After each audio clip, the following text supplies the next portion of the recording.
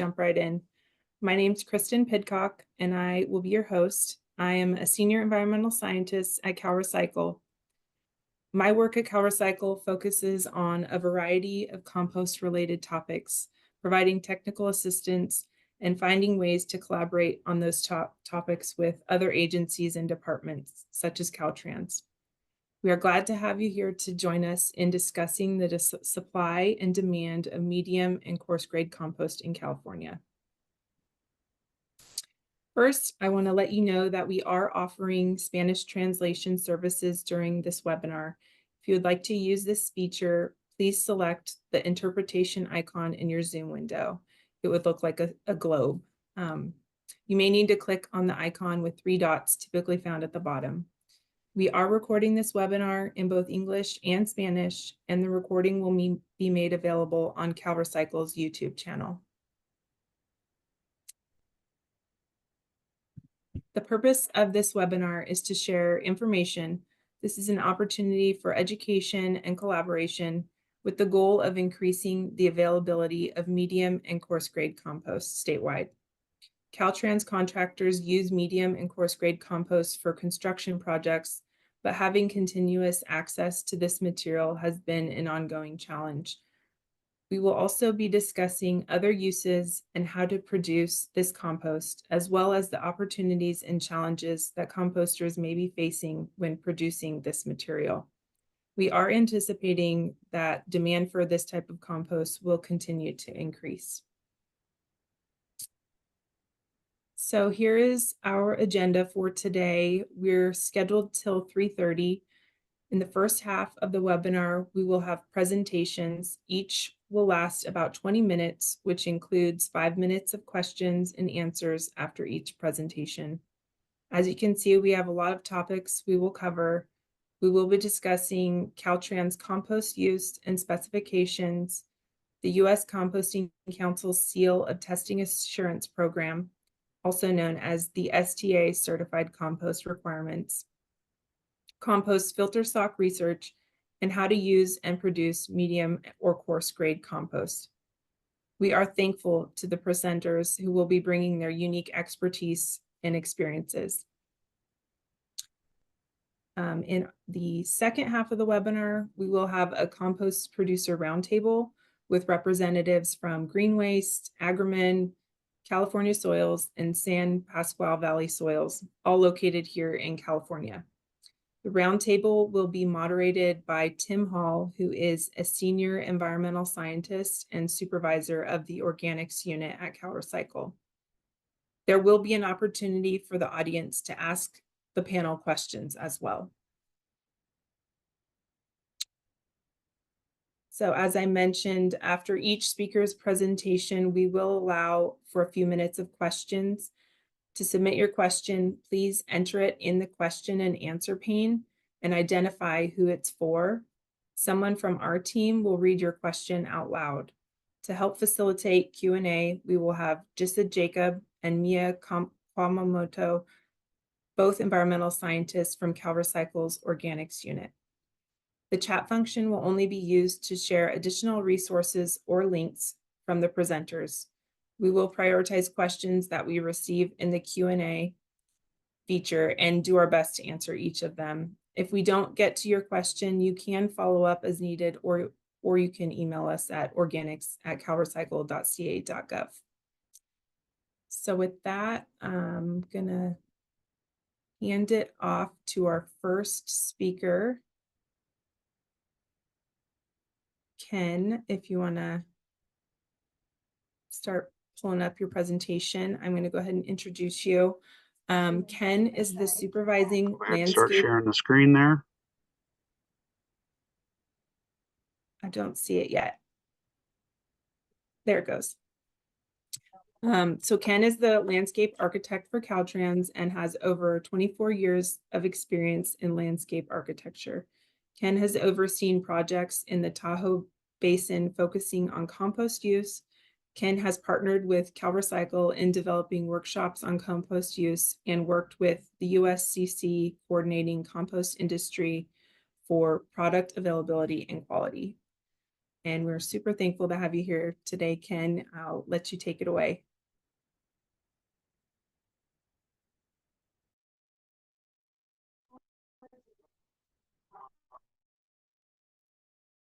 All right, good afternoon, everyone. Started. So a little bit of historical information on compost used at Caltrans. We've averaged about 170,000 cubic yards over the last 11 years. Primarily, we use a fine-graded compost, but lately, the last couple of years, we've been looking for more medium and coarse grade material, and that's one of the reasons why we're here talking to you today, is making sure that that material is available for us to use in our projects. One of the things that we've started doing is we started projecting our disturbed soil areas. Most of that came about because of a request for erosion control seed purposes, but it also blends nicely, no pun intended, with compost use. So it's calculated by taking information from our Caltrans Stormwater portal and totaling up the total amount of disturbed soil area for each fiscal year. Based on project schedules and the amount of the disturbed soil area will vary from year to year. Landscape architecture calculates the disturbed soil area and posts it externally by June of every calendar year. The blue text at the bottom of the link is for external website, is our external website, where you can find the information that's posted here at the bottom of this slide. Please note that disturbed soil area is no indication of what type or amount of compost that may be used on a project as an erosion control solution for that project. This is purely provided for informational purposes. As far as comparison of STA facility locations compared to where we use compost statewide, you can see that in the North region, 10% of the overall compost use is actually in the Reading and Eureka areas. Those would be our District 1 location and District 2 locations. Until recently, there was not a STA-approved facility north of Sacramento. So that meant that there was actually nothing within 130 miles of Reading or 200 miles of Eureka for obtaining STA certified compost. In the central region of California, 26% of that is used by the San Luis Obispo, which is our District 5 location, and 13% is used in our Fresno area, which is District 6. And then in our Southern California regions, 10% of compost use is used in our Riverside and San Bernardino County locations. So overall, in Northern California, almost 40% of compost use for the department is used there. And then there's a very large portion in our central region there, 47%, and then 14% in Southern California. So here's a comparison here between of a map on the right of the STA location statewide, and the image on the left there is the 12 districts that we have for Caltrans. As you can see over here where Sacramento is, we just have now there's one facility now that's located up in Reading that was just approved this year. But other than that, there's really nothing, no other STA locations above Sacramento area. So there's also a lack of STA compost suppliers in the eastern portions of where's District 10, District 9, and District 8, as you can see, which would be this area here. Going over to the standards, my office is the owners for Section 21 of the standards, which includes erosion control materials. So one of those components is compost, right? So one of the requirements for compost is that contractors to submit the technical data sheet where they obtain the material from, including test results and the seal of testing assurance certification. They're also supposed to submit a 1 cubic foot compost sample from the producer to the resident engineer in comparison when the other material gets delivered to the site. And then, of course, compost producers must be permitted by Department of Resources Recycling Recovery, local law enforcement agencies, and any other state and local agencies that regulate solid waste plants. So if they're exempt from those permitting provisions, the composting plant must certify it complies with the guidelines and procedures for production of compost under Section 14 of the California Code of Regulations. And they also must be participants in the United States Composting Council Seal of Testing Assurance. Cathy Banner will go into a little more detail on this later. And then for the compost standard, we did some updates this year. Those will be coming out later this year officially when the 2024 standards are updated in October. So what we did is we brought our compost specs more in line with the AASHTO standards. We're hoping that's going to be beneficial to the industry to better meet our standards for the department. This is the results are updates because we developed a new process for updating our standards. So like I said, those are going to happen in October. Until that time, districts will need to submit an NSSP for the standards. So if you're working on a project and it comes back and someone says it doesn't meet the specs, you might want to have them take a look at the non-standards and resubmit that. That I think will be a helpful conversation to have. And then our office recently completed a compost memo that was signed in October 20th last year for supporting increased compost use for capital construction projects. And then as far as the contracting process goes, just for information, the department really has no control over when the contractors would pay a supplier for the work for materials on a project. This could get impacted by the annual state budget, but know that when the state budget is passed, that everybody gets paid. Caltrans uses databases for determining recent prices for materials, so designers are encouraged to reach out and contact the industry for pricing at the time when their project is being developed, especially for uncommon materials. Contractors submit prices as part of the bidding process. However, we really don't have any ability to impact what that contractor may charge for items in their bid unless they're extremely out of line with other contractor pricing when they submit bids. We do require that samples of materials are submitted for approval. This ensures that the product meets our specifications once the material is delivered to the site and it matches the approved sample. A material not meeting that requirement will be rejected by the resident engineer. And then Caltrans may provide recommendations for vendors that provide quality materials. However, we will not provide recommendations on materials that do not meet our specifications.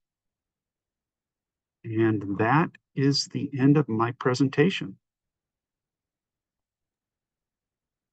Awesome, Ken. Thank you so much. Really appreciate working with you on all these topics. I'm going to turn it to Mia and Jissa. If you do have a question for Ken, you can go ahead and enter it in the Q&A pane.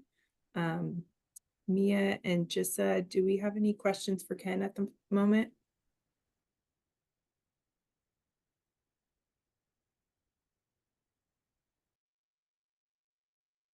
Let's see, we have one question, or two questions now.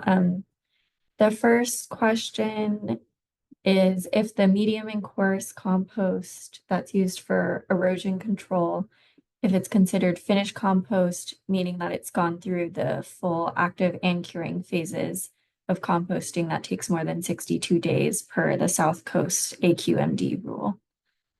Yeah, we would like to make sure that the compost has gone through that process and doesn't have any pathogens or any other elements on that. So that would be advisable. Yes. We have one more question. Has Caltrans worked with any jurisdictions on meeting their SP 1383 recycled organic waste product procurement targets? Well, we've been working and collaborating with CalRecycle. We did a presentation with them last year with 1383 and how local municipalities could possibly partner with Caltrans. I know sometimes it may be difficult because of the process on how our projects work. It could be something that definitely if they wanted to engage and try to utilize maybe some of the compost materials that they're generating at a local agency, I'd encourage them to reach out to Caltrans and have a discussion on when that material may be available and what projects may be able to take advantage of those materials and try to receive a credit. I think we need to probably come up with some sort of process on how that can be achieved. And I think that's one of the things that we're going to be working on with CalRecycle. Yeah, absolutely. And we want to encourage that collaboration. I think for local jurisdictions, working with their land contact would be a good starting point. And then facilitating that conversation with Caltrans. Yeah, I think it could be a huge benefit because, being able to have locally sourced materials would definitely be an incentive, not only cost wise, but, also for making sure that everybody's meeting their commitments. So that'd be great if we can get that up off the ground and get that process going.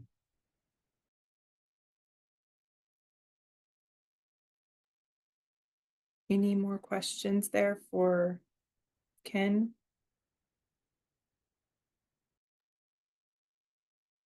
See, one more question. What is the average batch size Caltrans will purchase for a project? I don't know if there's an average batch size. Don't really have an answer for that. It really depends on the size of the project and how they're using compost. Sometimes it may be a compost blanket that may only be an inch or two thick. An inch or 2 inches thick. Some projects may have compost incorporation, so they may put down, 4 or 6 inch layer of compost and then have a requirement that gets incorporated 12 to 18 inches into a job. Sometimes it may just be done as a top dressing over a hydroseed application. So it really varies from project to project. I don't think there's any real typical that we've ever actually really calculated average use on a project.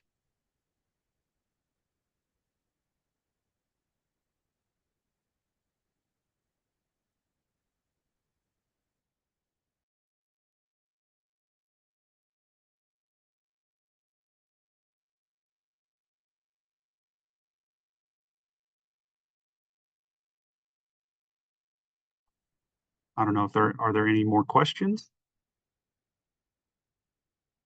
Looks like we have one more that came in. I'll wait for Mia or just said So I don't know whether it's a question, it's just like a comment. There are composters in Nevada close to California-Nevada border to help with materials, but there may need to be some revisions to out-of-state composters. I don't think we would have any issues with out-of-state composters as long as they're meeting our specifications. So as long as they meet those specifications, everything should be good to go. And Cathy might be able to elaborate a little bit more on that as well. great. Okay. And if we do get any more questions for Ken that come in, we can always follow up or come back to those if time allows. So I'm not seeing any more questions for Ken. So I think we're going to go ahead and move on to our next presenter, who is also with Caltrans. We have Cathy Banner. I'm going to introduce you while you get set up. So Cathy is a senior landscape architect with Caltrans Landscape Architecture Branch in Sacramento. Cathy has over 30 years experience with Caltrans in the San Diego County region of California. Throughout her career with Caltrans, Cathy has been involved with the use of compost as a designer, construction inspector, contract specifications engineer, and most recently as a standards coordinator updating the Caltrans compost standards. Cathy, I'm going to pass it off to you. Thanks for being here with us today. Of course. Thank you, Kristen. Welcome, everyone. So glad that you're all here. I will be speaking to you today about Caltrans compost standards, and in particular where we are going with our 2024 compost standards. Ken mentioned briefly in his presentation about the different types of compost that Caltrans uses. It's been predominantly fine in the past, but we're now moving into also using medium and coarse gradations. And we're using fines for soil amendment and incorporation work. We're also starting to use medium for soil protection and also to help establish native plants. And the coarse we're using pretty regularly with compost sock material as well as compost berms. And the choice between which gradation is used is really going to be up to the designers, and it's based on the particular needs of their individual projects. And so, determining which of the three types will be needed is going to vary from project to project. And the contractors, when they're looking for compost product, are going to be using their notice to bidders and special provisions contract book. And that will be the basis for each individual project. So specifically for our 2024 standards, the particular areas of change are going to be highlighted in yellow, and I'm not going to go through all of the content of what we require. I want to focus mostly on where we have made some changes to our standards.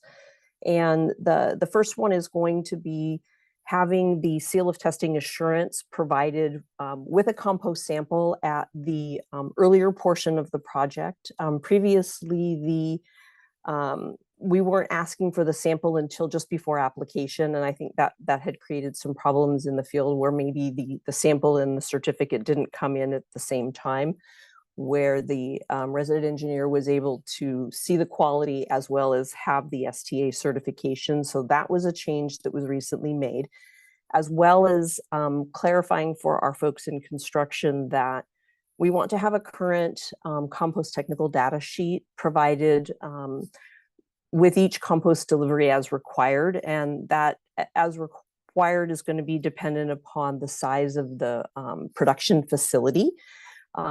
The data sheets should not be any older than 90 days. They may be more current than that, depending on the volume of compost that's being produced. If you're only making, if your producer is making between 1 ton and 6,200 tons, you're really only going to be sampling once every 3 months based on the STA requirements. If you're an extra large producer and you're doing 17,501 or more, you're going to be testing every month. And so this was a way to help our construction staff understand the age of the technical data sheets. The quality assurance component of what we're asking compost to comply with that I've shown in the second box, all of that is going to remain exactly the same. So you should not expect to see any differences between where we are currently and where we'll be with the upcoming standards. And the 2024 standard specifications for compost material, the paragraph that's highlighted here in yellow was the only thing in this portion that was changed. And that was to clarify that the materials listed above, items 1 through 4, may be processed separately and then combined to meet the compost quality characteristics and gradation specified. That was to help clarify that they could be processed separately and then combined. And I believe that Ron's going to get into a little bit more about the hows of that process. That's not really something Caltrans is going to get into in terms of how you all are making compost. This was just something that would allow what we hoped was a little more flexibility. Okay, the next major change that you'll notice is that the column for fine, medium has now a slightly broader range of pH allowance. So it now is, we're allowing between 6.0 and 8.5. The next change is the fact that instead of having medium and coarse within the same column requiring the same quality characteristics, coarse has been expanded over into its own column so that now there are some individual criteria just for that sized material. And it will have pH that's 5.0 to 8.5. And then you can see where the rest of the characteristic requirements fall based on what we have for fine and medium.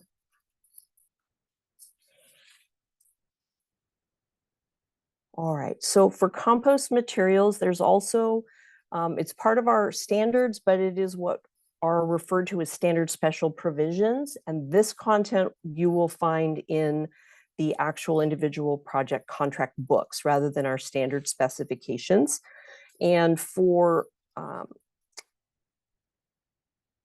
fine, medium, and coarse, we did have some minimum and maximum gradation changes. So in the table that's shown on the right, you can see that we previously had a range of 100 to 95, and now that's been adjusted slightly, as Ken mentioned, for we're trying to align ourselves a little more with the AASHTO requirements.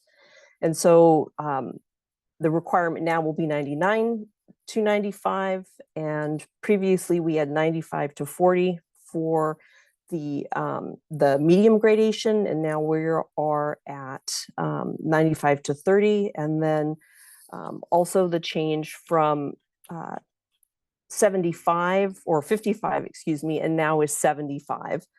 And then for the coarse gradation, the starting sieve size previously was 3-inch, and now we've adjusted that down to 2 inches, also making some changes with the minimum and maximum sieve sizes. So previously we were at 95 and 25. Now the minimum is just 95. And instead of being at 35 previously, now we're at 50. So the medium and coarse both have a 2-inch sieve size and a 3/8 sieve size, but we have different minimum maximum passing requirements to generate the difference in those two materials.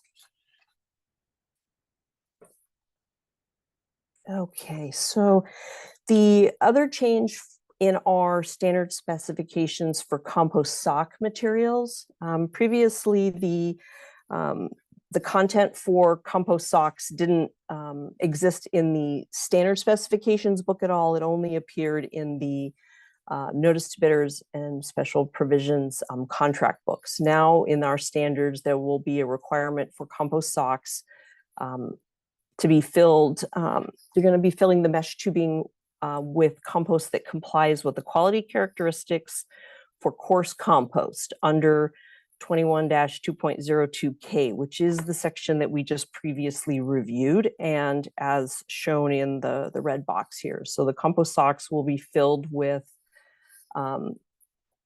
material that matches these quality characteristics, as well as this is an image of the options that our designers have in the standard special provisions. And for the gradation size for the compost that will be in compost socks, you can see it will have a 2-inch sieve size instead of 3 inches. And then the minimum and maximum percent passing for the sieve sizes. This has been aligned with the requirements that we have for coarse compost, so that we don't have multiple standards for compost now. So we adjusted that and made made an alignment to all of that content. And Ken touched on this briefly a little bit in his presentation. Our standards are now issued every year. There's a new set of standard specifications, and it will be coming out in October. And for this year, it will be on Monday, October 21st is when those standards will be available. And there's a link at the bottom, as well as I believe we were going to put a link into the chat so that you all are able to access this page now. What you'll see are 2023 standards and related content. And then on the 21st of October, this particular link will also take you to the 2024s once those are issued. So October is a little ways out from where we are now. And there is a lag time with Caltrans contracting process in terms of how long it can take for a project to leave a district go up to headquarters and be advertised. It could take anywhere from 4 to 6 months before all of the contracting requirements have been met and we have a contractor who's ready to start work. And we did not want to wait that long to get the new content out to industry and to try to be able to get more medium and coarse compost. So this past May, we took the content for 2024's, modified it so that it would work with our 2023 standards and sent that out to all the districts, requiring that if they were using compost, that they would put that into their projects. So where industry will see that is in our notice to bidders and special provisions contract books. And if you have a contractor who's approached you for a project that's currently in construction, and Ken mentioned this, you will not be using the new updated 2024 standards, but it is possible that those can be added either by a change order, which we would need to have some coordination between the contractor and our construction staff, and then the construction staff can, reach out to their district folks or to myself and Ken's office, and we can get them the content that they need. But we're also hoping that our non-standard special provisions will find their way into contracts that are getting ready to come out for advertisement, and hopefully landing in industry sometime before the end of this year. So a lot of that will depend upon how many contracts include compost, and we don't have any control over that, but we have done everything we can to get the content out to industry as quickly as possible. And that was all I have. So if anyone has any questions. Great, thank you, Cathy. I went ahead and dropped the link Cathy was referring to in the chat box. It goes to the Caltrans standards. So do we have any questions for Cathy right now?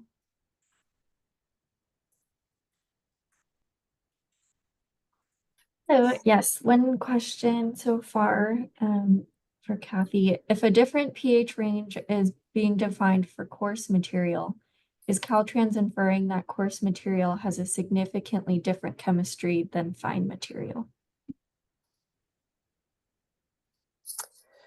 From the conversations that we had when we were making the adjustments, that's what we were led to understand, was that there could be a slightly different range, and that was why that we had expanded that also for consistency with what's in the ASHO standards.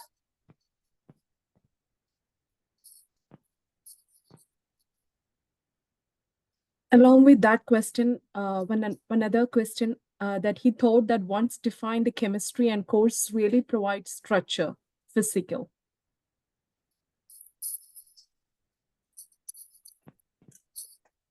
I'm sorry, I may need you to repeat the question.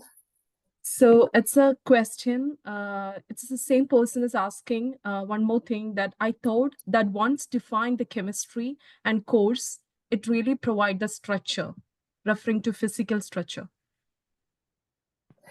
The predominant difference is going to be the larger material and the structure of it. As to the exact reasons for the change in pH, I'm afraid I can't speak to that, but I'm sure that we could look into that a little further if there was a need for that.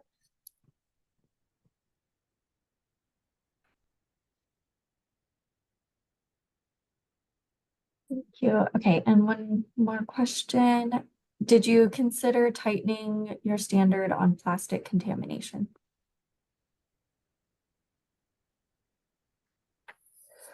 The standard that we had was already fairly tight. More is going to need to be looked at, though, in terms of the municipal waste and the organic waste that we're getting, municipal food wastes, and the added volume of material that we're expecting to get from the different municipalities and what that looks like. So in the future, it is possible that that could change, based upon 1383 advancing and having increased quantities of that type of material.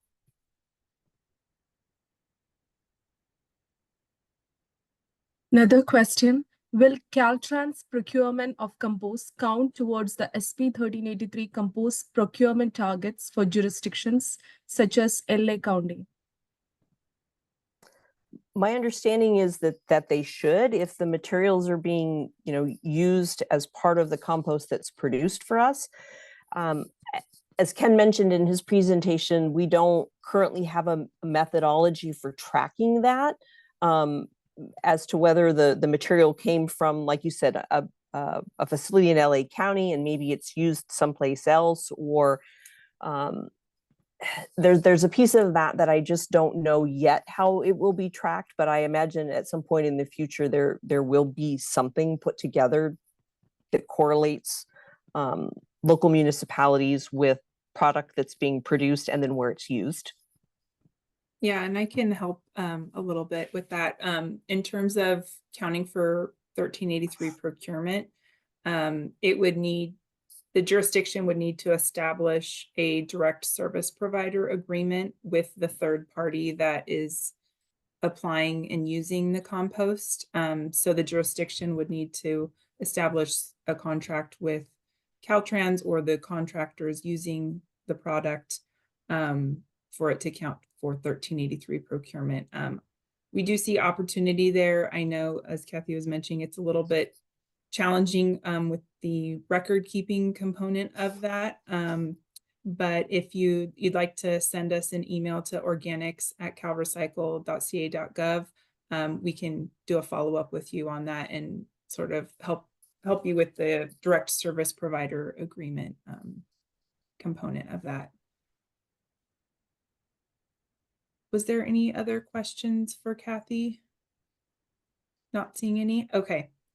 Thank you so much, Cathy. Really appreciate it and look forward to working with you more. I'm gonna Thank you. call up Frank Franciosi. Frank, are you on? There you are. I see you now. I'm gonna go ahead and introduce you while you're pulling up your PowerPoint.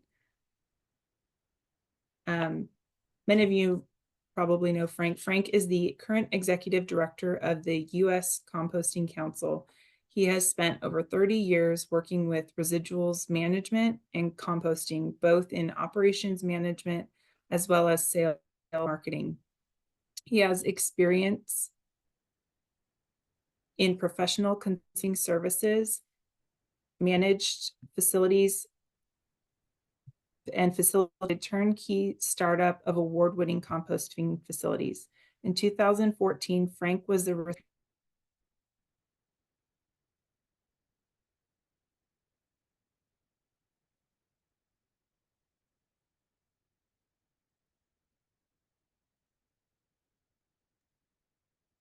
sorry about that. I got kicked out for a moment.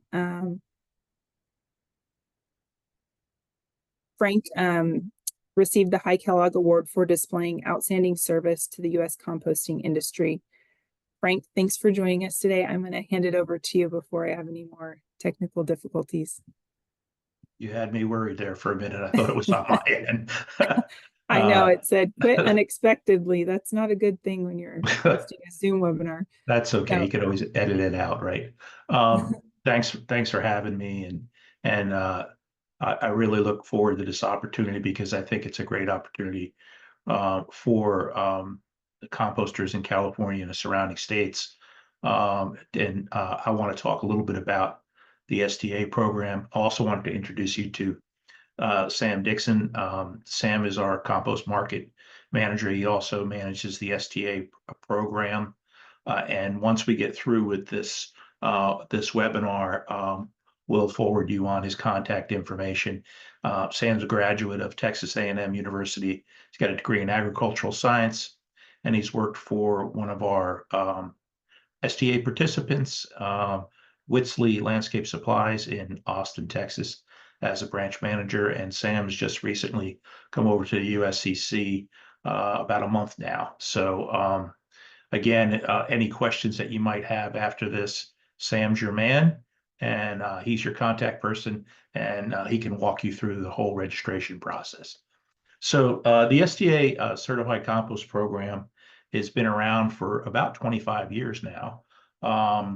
And the, I guess the meat and bones behind the testing program is the test methods for the evaluation of composting and compost, or as we call it, TMEC for short. This was actually done by our foundation back in 1990 with a grant from USDA. And it's taken about four years to get it really up and running. And compost is not soil. So prior to TMEC, most compost was tested as soil. And as you know, it's not, it's a lot different, a lot more of a living product versus a mineral product. But TMEC is kind of the backbone of the testing. All the ASTM standard methods of testing were developed in TMEC by agriculturalists, horticulturalists, landscaping, and laboratories as well. So that just wanted to kind of give you that information up front. Hey, So Frank, what is, real quick, yes, you're not in presenter mode. Just wanted okay, to let you know. all right, Thank let me you. go back.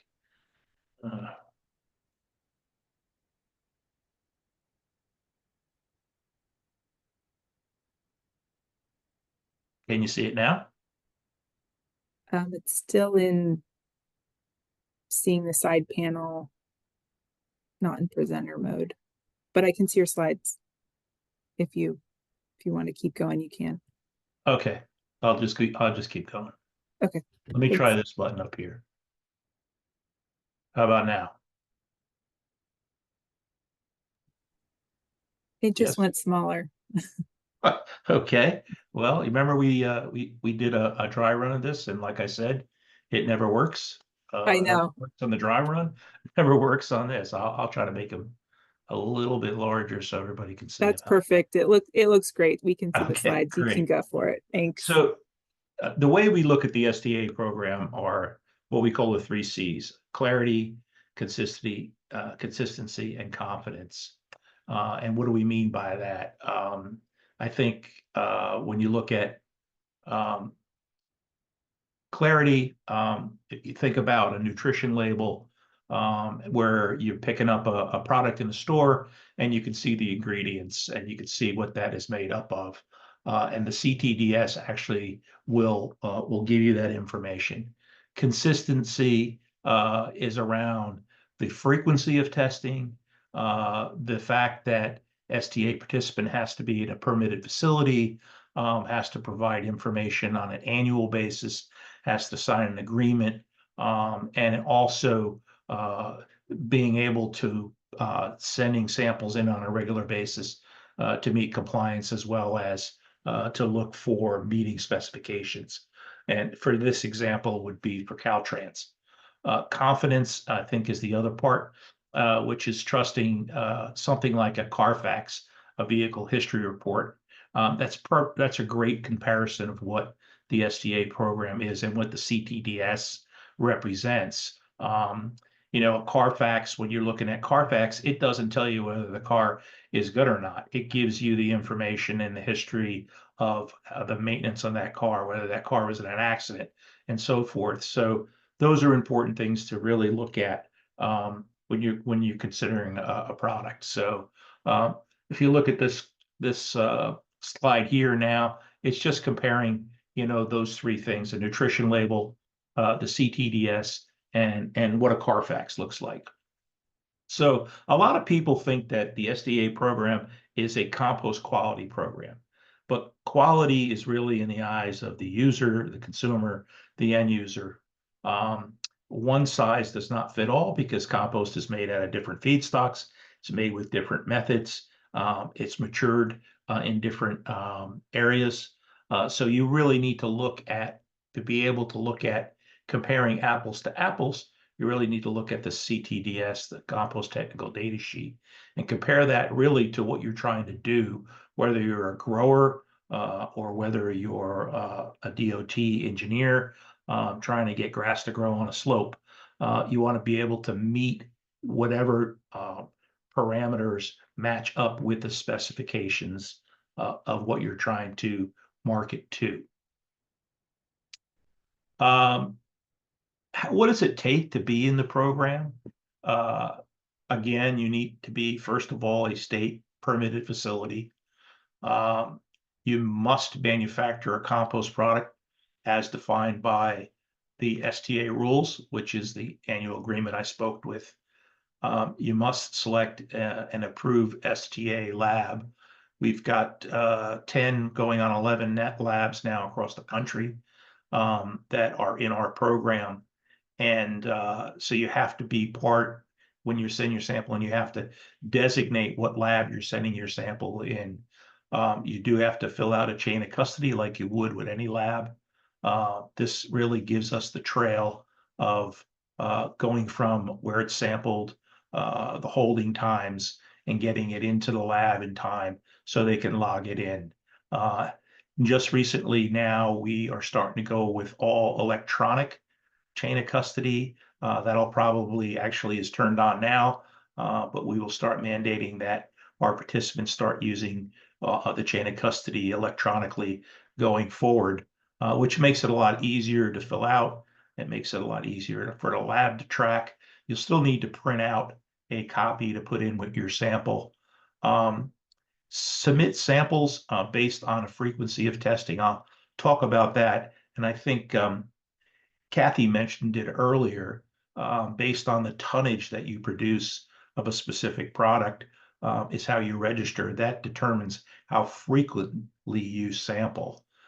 So if you're a small facility, you're only sampling quarterly, and that's kind of where they came up with the 90-day minimum rule as far as submittal for a compost technical data sheet.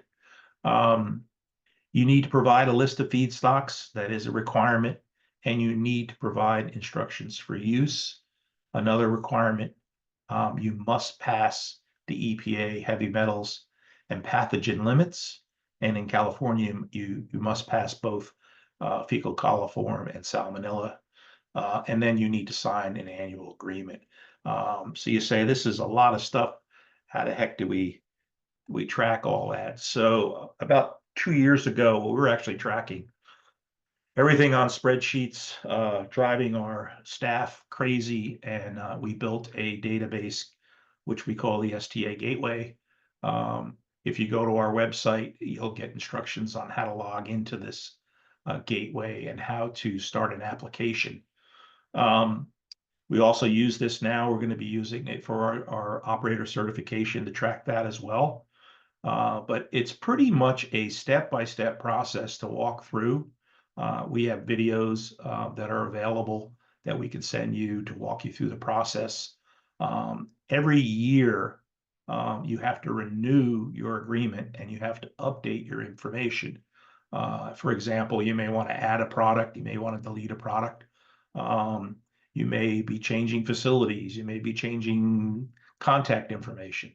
So that we'd like to get on a regular basis. If you were to log in on this now, you click the new product application, and it will walk you again through that. As you can see across the second line, the menu, the chain of custody, the CTDSs will be auto-generated. You'll be able to download those. You'll be able to download your certificate, your STA certificate. There's also marketing materials that can be accessed as well. So this is kind of the one-stop shop for everything STA. And we're able to track your test results on a regular basis and look at giving you averages for those parameters that are getting tested by the program.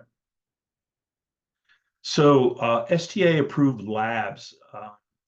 One thing that a lot of people don't realize, we actually check the labs. We have a program called the CAP program. And that program, really what we do is we send in 3 times a year blank samples to all the STA labs, and we compare how they actually test out and we grade them. So sending your sample in to the lab is important.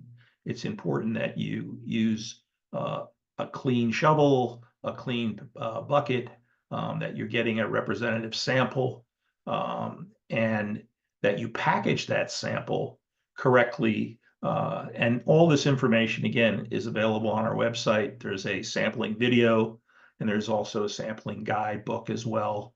It's really important to make sure that that sample is refrigerated prior to you shipping, and that you ship it in a cooler. We recommend a 2-inch styrofoam cooler that is inserted into a cardboard box.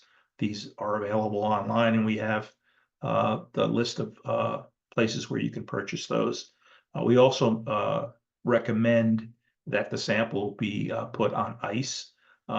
Blue ice is preferred. Putting a packet of blue ice below and above the sample before you ship it and seal it and ship it.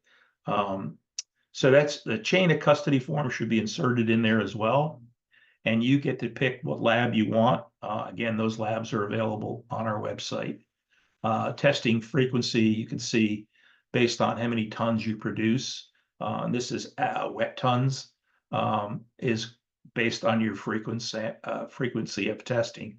So one sample over 3 months, between 1 and 6,200 tons, and then from 6,201 to 17,500, one sample every other month, and then 17,501 and above, you're basically sampling every month.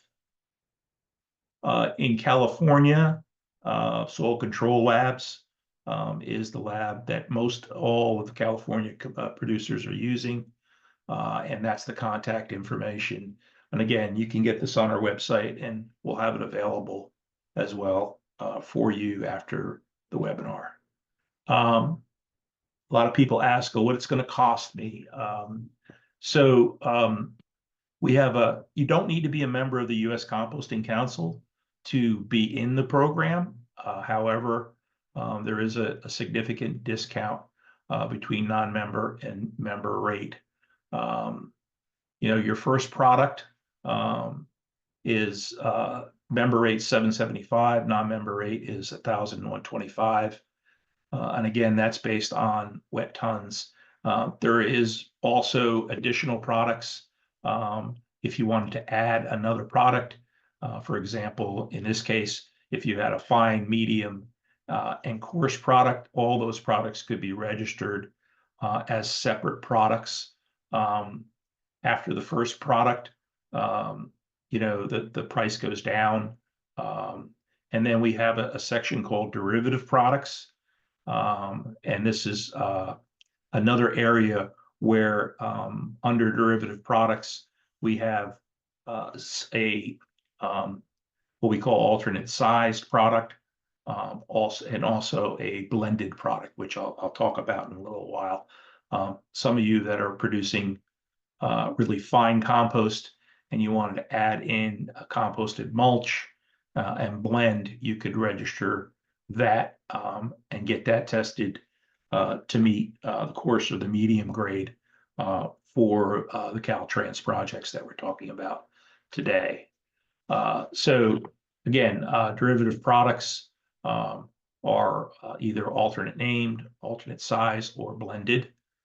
Blended products need to at least contain 20%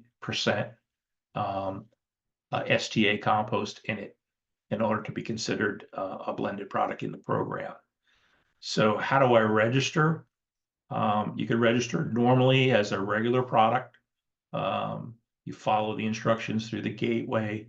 You do the testing and frequency.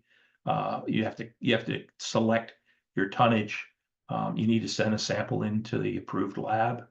Keep in mind, to get samples turned around in a lab is usually 4 to 6 weeks. And a lot of that is because they are doing a bioassay. So they're growing cucumbers in an area where they could count the seedlings that are germinating. And that is an indicator of how stable, and also maturity takes some time as well. And so those two tests are really kind of slow down the process. You need to make sure that you give it ample time. Most of the other tests can be run pretty quickly. Again, you must pass the EPA 503 metal requirements. You'll generate a technical data sheet. And then for this example, we actually have a separate DOT Caltrans CTDS that will show the test parameters based on your sample. And then you can submit that. It will have the gradations on it that Cathy talked about earlier. So that'll be on the new CTDSs. The other way to do this is a derivative blended product, as we talked about. Again, it must be at least contain at least 20% STA certified compost. The mulch portion of that, if you're talking about doing a blend of compost with mulch to meet the medium or coarse grade, must be composted. And then the STA compost must already be registered in the program. And then you can register this product as a blended product and also as an erosion control product. I think it's important to denote that because when you get your CTDS, that when you say erosion control product is going to trigger the system to print out the gradations. Again, the rest of the stuff is pretty similar to what you would do for a regular product. Again, based on how many tons you're going to produce of that product, this suite of testing parameters will all be shown on the CTDS. Fees, I went over this a little earlier, but I want to just compare what a regular product costs and then what a derivative product costs. There is a little bit of a savings with derivative products over the registering it as a regular product. But again, I think what we're doing here is giving you all options that are producing fine material to look at a way of blending in a composted mulch to meet the Caltrans spec. This is really, really hard to see, but I did want to mention that you'll see the old Caltrans CTDS on the left, and on the right is the new Caltrans spec. And if you look down, you can see the particle size distribution will be on this. Second page will show the feedstocks as well as the instructions for use. So this is something, again, that will be done electronically. The license certificate is also available electronically as a download once you register your product. You check all the boxes. Sam is the one that reviews all applications. He'll review your permit. He'll review, make sure your test results are passing, and then make sure you pay your invoice. Once that's all done, the system automatically generates the license certificate for you to download. I think I'm done right now. Any questions?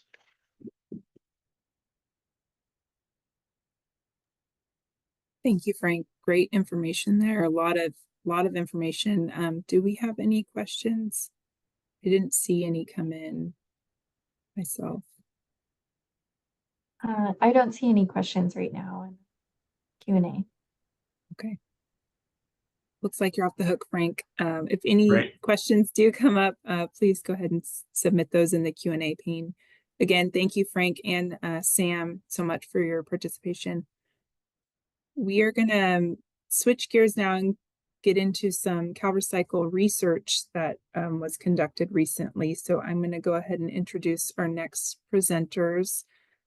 We have Professor Jackson Webster from California State University, Chico, and Angel Zhang from CalRecycle. Dr. Jackson Webster is a professor of civil engineering at CSU Chico. He received his PhD in civil engineering from the University of Colorado.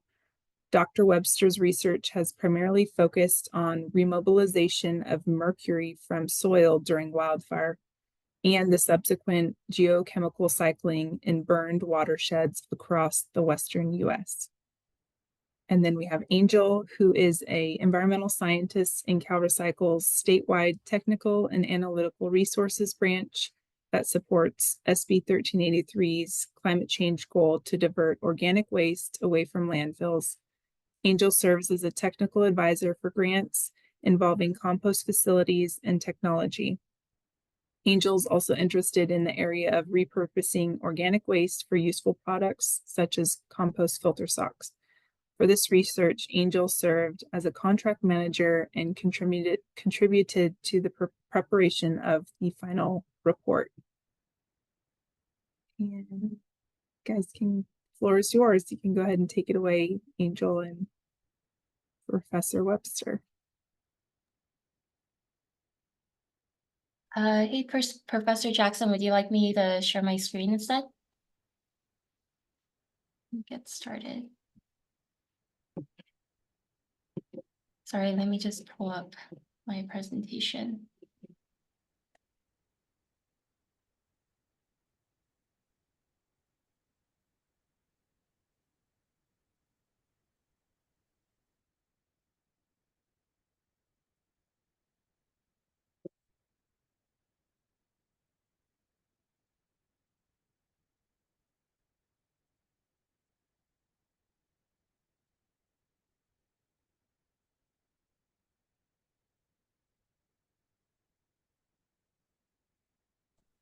Here we are. Okay, I'm turned on. Great.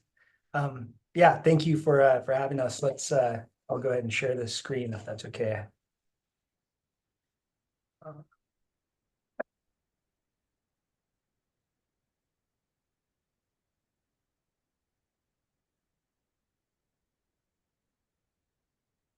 Great, looks good. Thanks for the introduction, Kristen. Yeah, my name is Angel Zhang. I work as an environmental scientist for CalRecycle, and Professor Jackson and I will be presenting on a research study contracted between CalRecycle, Chico State, and the University of Nevada, Reno. It is titled Straw Wattle and Compost Filter Sock Performance for Retaining Stormwater Contaminants Following the 2018 Camp Fire. This presentation will be divided into two parts. First, I will give an introduction to wildfires in California and California's response to it. Professor Jackson will then share key findings from the report. We anticipate the release of the research report by the end of this year. So what started our research interest is California's changing wildfire patterns. California usually has wildfires during the summer. However, in the recent years, wildfires have been increasing in intensity and acreage. The table on your right shows that most of the largest wildfires in California has occurred in the past 10 years. The risk of a similar event happening in the future is pretty likely. The impacts of wildfires are especially apparent at the wildland-urban interface, also known as WUI. WUI is where human dwellings are located in or near wildland. WUI is one of the fastest growing land types in the US. As shown on the table on the right, this increases the risk of wildfire ignitions and loss of human lives and homes. 15 out of the 20 most destructive California wildfires occurred also in the past 10 years. These fires were deemed destructive based on the number of structures destroyed, which includes homes, outbuildings, and commercial properties. Relevant to our study today is Camp Fire, which is ranked #1 for the most destructive wildfire with over 18,000 structures destroyed. So in response to the wildfire destruction, CalRecycle established and manages the disaster debris recovery operations, also known as DDRO. DDRO supports communities impacted by wildfires or other disasters by safely disposing of contaminated debris. This is under the leadership of California's Governor's Office of Emergency Services, also known as CalOES, They work with other federal, state, and local agencies.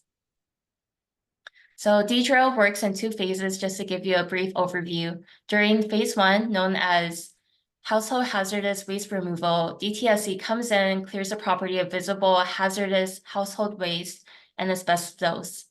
It's during this time that CalOES can install the first set of sediment retention products, such as compost filter socks and straw wattles. During phase 2, known as debris removal, CalRecycle performs the following tasks, such as assessing and documenting the site, removing more asbestos, disposing or recycling debris, scraping the contaminated soil to test and labs for safety, removing hazardous trees, and implementing a new set of sediment retention products. Lastly, they will perform a final inspection. One thing to point out is that after the cleanup, CalRecycle removes the first set of sediment retention products installed by CalOES by discarding them in a lined landfill.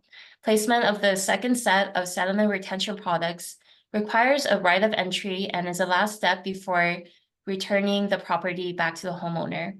It is up to the homeowner to either keep, move, or discard the sediment retention products. When a wildfire burns through urban landscapes, it results in a variety of waste materials, including construction debris, animal carcasses, vehicles, electronic waste, household appliances, medical waste, and so on. The large volume of uncommon and commingled waste is a huge challenge for cleanup, especially when rain ensues. Fire-damaged land is also especially vulnerable to runoff and soil erosion with the loss of vegetation, loss of water collection, and increased bare soil. This makes it easy for rain to move contaminants from the burned remains into the landscape, potentially polluting nearby water sources. So this leads us to our research interest in straw wattles and compost filter socks. I will now turn it over to Professor Jackson. All right. Yeah, so as Angel noted, the focus of this research was on the campfire area and in the aftermath of the campfire. Immediately after the fire, there was a large response, both from different community groups, state and federal agencies to get out and try to protect watersheds, try to limit the amount of toxic material that could be moving from these burned debris down into the local waterways. And so there's 2 primary products that were used, and in the kind of rapid deployment of these products, in a lot of cases, it seems like they were used interchangeably and maybe not all.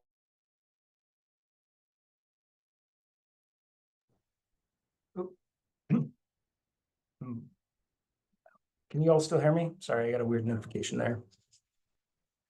We can hear you. Okay, great.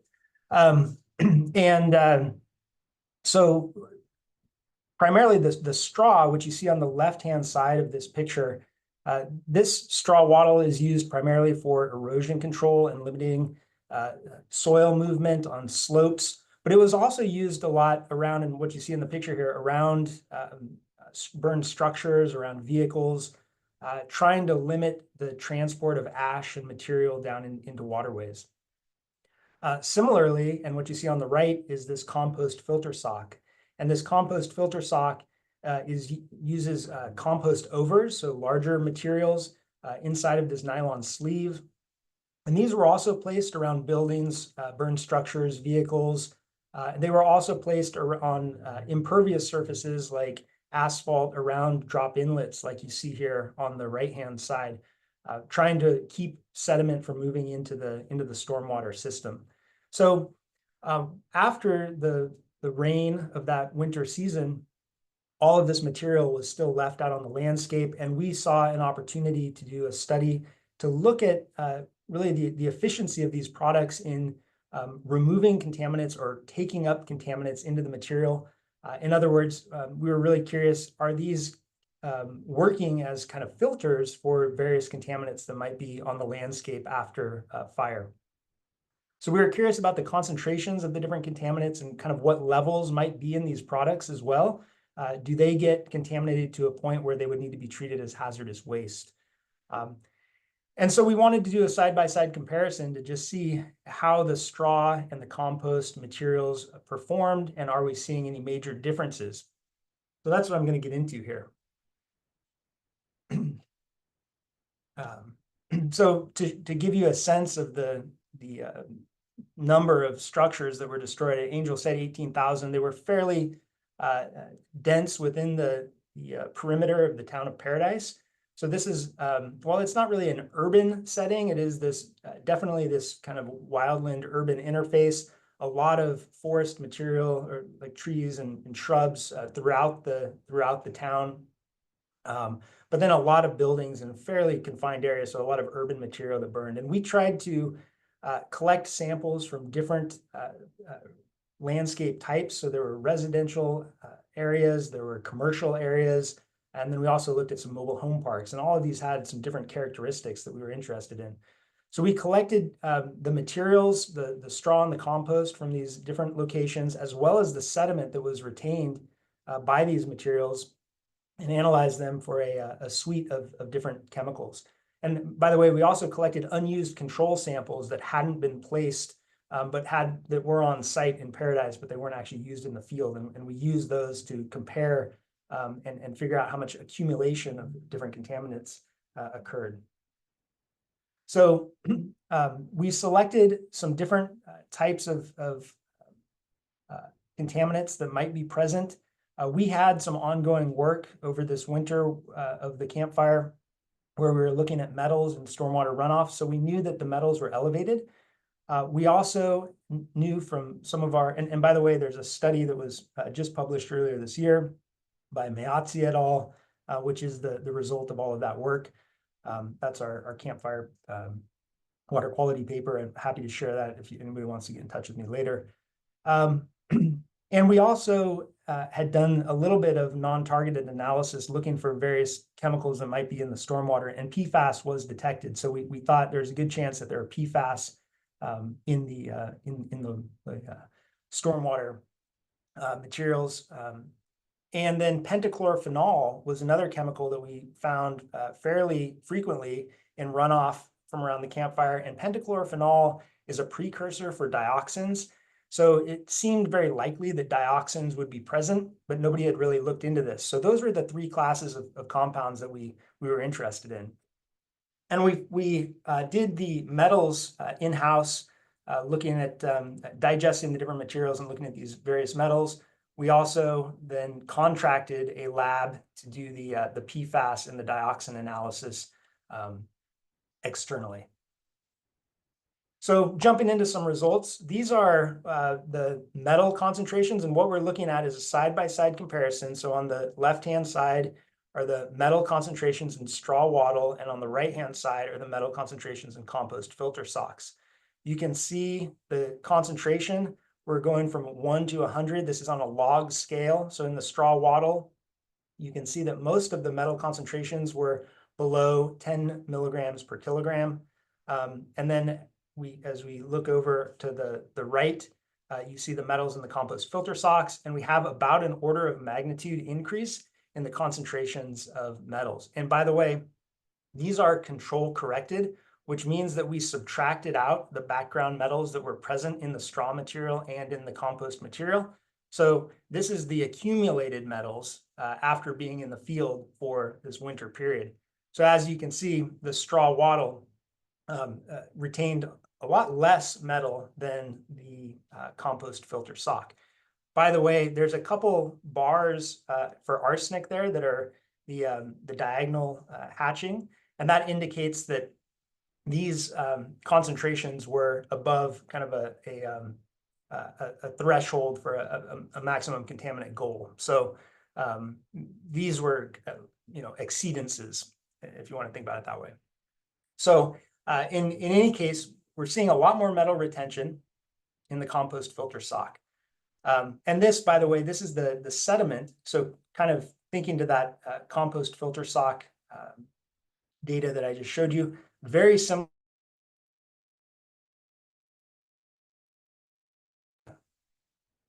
And the sediment. So what is that telling us? It's telling us that the compost filter sock is probably entraining some of these sediment particles. It's accumulating those sediment particles within the pore spaces of that material. We have very similar metal profiles here. So, so that was definitely of interest. Moving on to the PFAS. So we're also seeing, and so what you're looking at here, now we have a concentration in ppb on the y-axis, across the x-axis. Here are the number of, so we have 5 straw wattle samples that we're looking at, 5 compost filter socks, and then 5 sediments.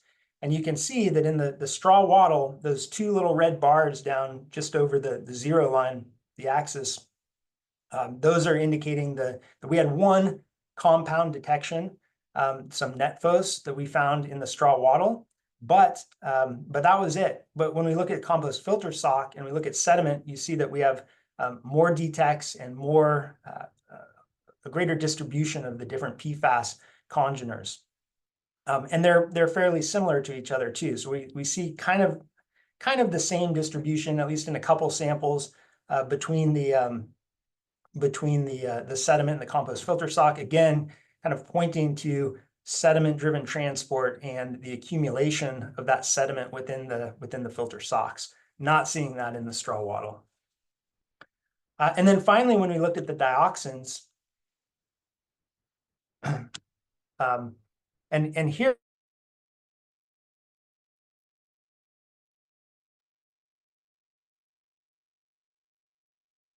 Are you there? Or your audio is cutting out.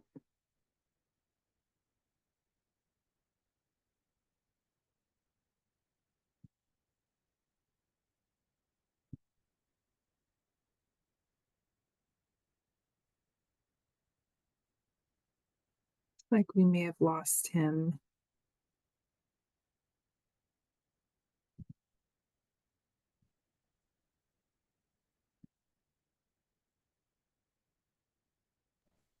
Well, sorry about that. I'm losing my microphone here. I don't know why, but in any case,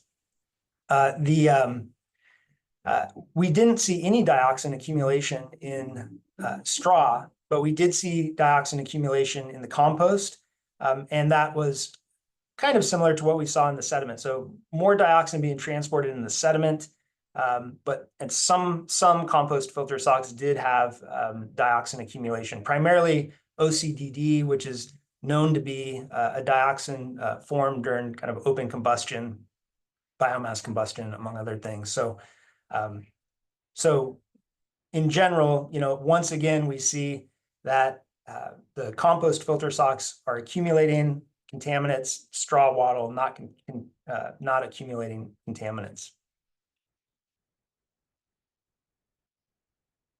So to summarize this, over all of our study, we see the same trend where the stormwater control materials are retaining contaminants, they're accumulating contaminants that are running off of these burned urban landscapes. The straw wattle did not perform, even the ones that were co-located, which basically received the same material, just didn't perform in terms of accumulation of these contaminants where the compost filter sock did. For metals, we saw about a 1 order of magnitude increase or difference between the straw wattle and the compost filter sock. For PFAS, we found many more compounds in the straw or in the compost filter sock, and more detections. And in the straw wattle, no dioxin at all, but we did see it consistently in the compost filter sock. So overall, the compost filter socks are outperforming the straw in terms of contaminant retention. So to kind of summarize that, I think this all just shows that, we can use these compost overs, and there's a very, a real need to use these for stormwater protection. So, if these can be applied in this scenario, this is a really good use for these materials. So I'll leave it there for questions. Thank you both. That was really wonderful. Lots of great information, very interesting research. Do we have any questions for Professor Webster or Angel? Yes, the first question is, did you determine if they qualify as hazardous waste? So um, of all of the samples we collected, there was one sample in particular that had dioxin concentrations that would have been at a cleanup threshold had they been detected at that level, like in residential soil.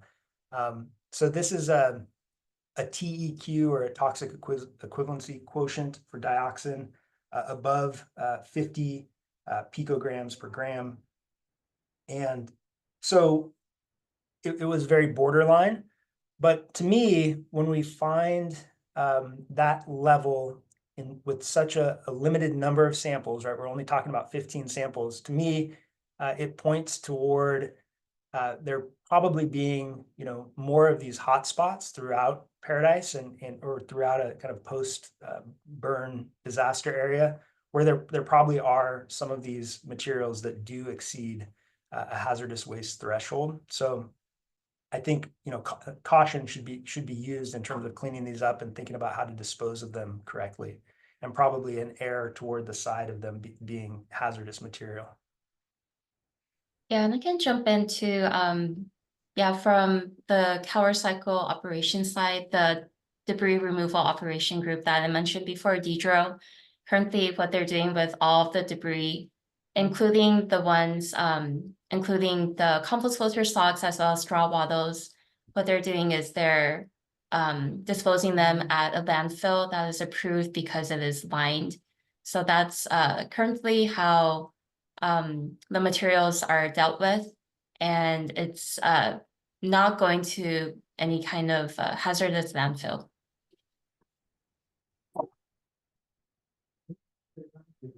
One more question for Angel and Jack. Webster, did you sample water after the socks and the waddles?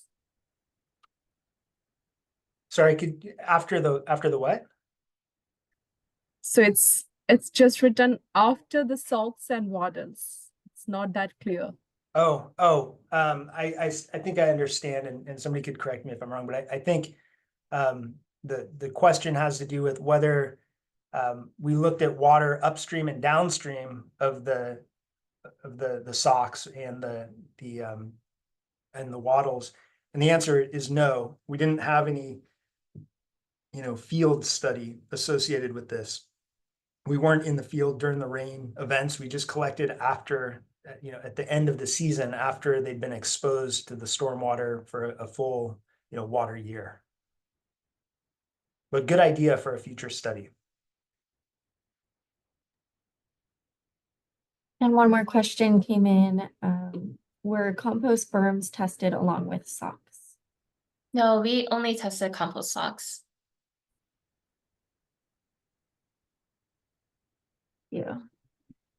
Okay, that was the last question for Angel and Professor Webster. A couple questions came in for Frank and potentially Caltrans if you want to add anything.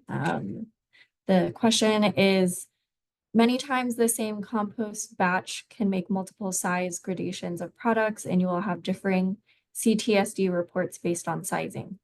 Just to make sure, each gradation of Caltrans compost needs its own STA test based on frequency.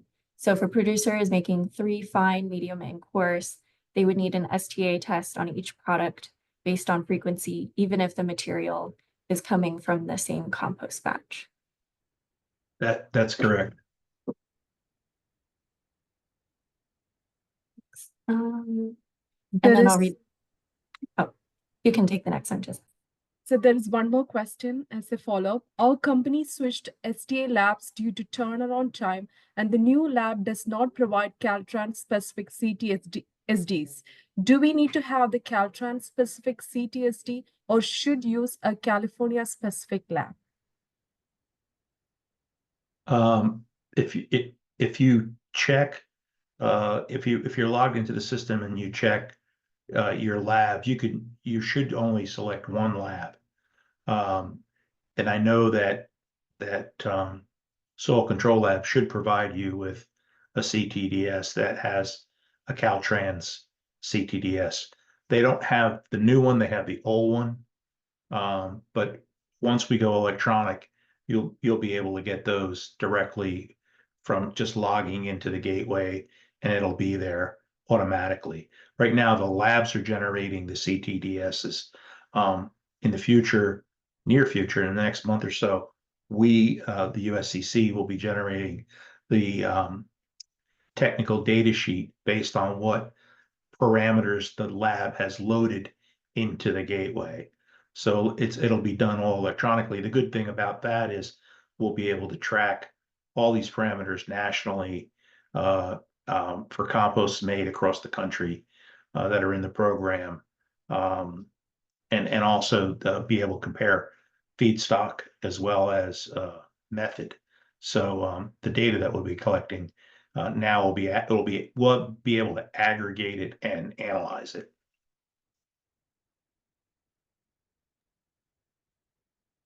Thanks, Frank. Okay, we're going to go ahead and move on to our next presentation. Thank you, Angel and Professor Webster again. Now I'd like to introduce Ron Alexander. Ron is a horticulturist and by schooling and president of R. Alexander Associates Incorporated, a consulting company specializing in product and market development for organic recycled products. He has over 40 years experience marketing compost and other recycled products. Ron has authored hundreds of papers and presentations and has developed a variety of compost specifications and compost end-use tools, including those for Caltrans and the state of California. He also managed the U.S. Composting Council's Seal of Testing Assurance Program and as the U.S. Composting Council's liaison for APCO. So, floor is yours, Ron. Go ahead and take it away. Thanks for being here. Yep, thank you, Kristen. I'm happy to be here, and thanks to the USCC and CalRecycle and Caltrans for holding the event. I'm the last speaker before we have a composter roundtable. I'm going to speak briefly about producing these medium and coarse grade products, and then as well as uses for the material. So getting right to it, California and Caltrans have been utilizing compost for many, many years. However, the use of the medium and coarser grade products are a somewhat newer phenomenon. And over the years, the specification of compost has gotten somewhat easier, and it's based on the relative sizing of the particles. This is the one of the primary reasons we're here talking today is producing a medium grade compost, which is used a lot as a compost blanket. The Caltrans specs are somewhat based on the AASHTO specs, which I worked on developing back in 2006. They were upgraded about 2 years ago. In the application, of course, we're applying the material 1 to 2 inches on a slope, typically a 2-to-1 slope or less, but we go over that sometimes. The beauty of this material is that it has a great ability to grow vegetation. It stops erosion very readily, and it captures stormwater, large volumes of stormwater, actually. So the blanket itself, of course, is a mixture of coarse and fine particles. It is really, really key to get the proper amount of the minimum amount of coarse material on the slope. The coarse material is found through research to create drag on the slope. Basically, it grips the side of the slope and resists the rain energy, or disperses the rain energy, actually, and then the fine particles underneath it gather and collect the water. So the coarse particles are really, really key to hold the slope, especially on longer slopes, more severe slopes, and during intense rainstorms. And you can see over here on the right, there's the gradation that Cathy mentioned, the updated spec for gradation. Obviously, there is also a coarse compost spec, which is for berms and blankets. You can see here the primary difference between the two products, the medium and the coarse, is the medium grade is allowed to have less fine particles in it. Again, both the berm and the sock, the beauty of them is that they're 3D filters. And, because of the mixture of particle size, they're able to capture more of that sediment, which is probably why it was so good. The contaminants are attached to the sediment, as was seen in that last presentation. And since the socks capture more sediment, they're going to gather more of the contaminants, which is awesome. Very, very efficient technology. Of course, the socks can be staked to a slope, and therefore they can be used in concentrated flows. But there are other applications, and a lot of big and growing applications for medium grade compost, especially outside of Caltrans. So we're here to encourage composters to consider getting in the game. Caltrans needs more manufacturers of medium grade compost, and of course, it's just smart marketing to diversify your market. There's a lot of composters, large composters, especially in the state of California, that sell to agriculture. They don't make quite as much money as they would if they sold it to landscaping, but it helps to move volume and helps diversify. So hopefully Caltrans will be a market in between, maybe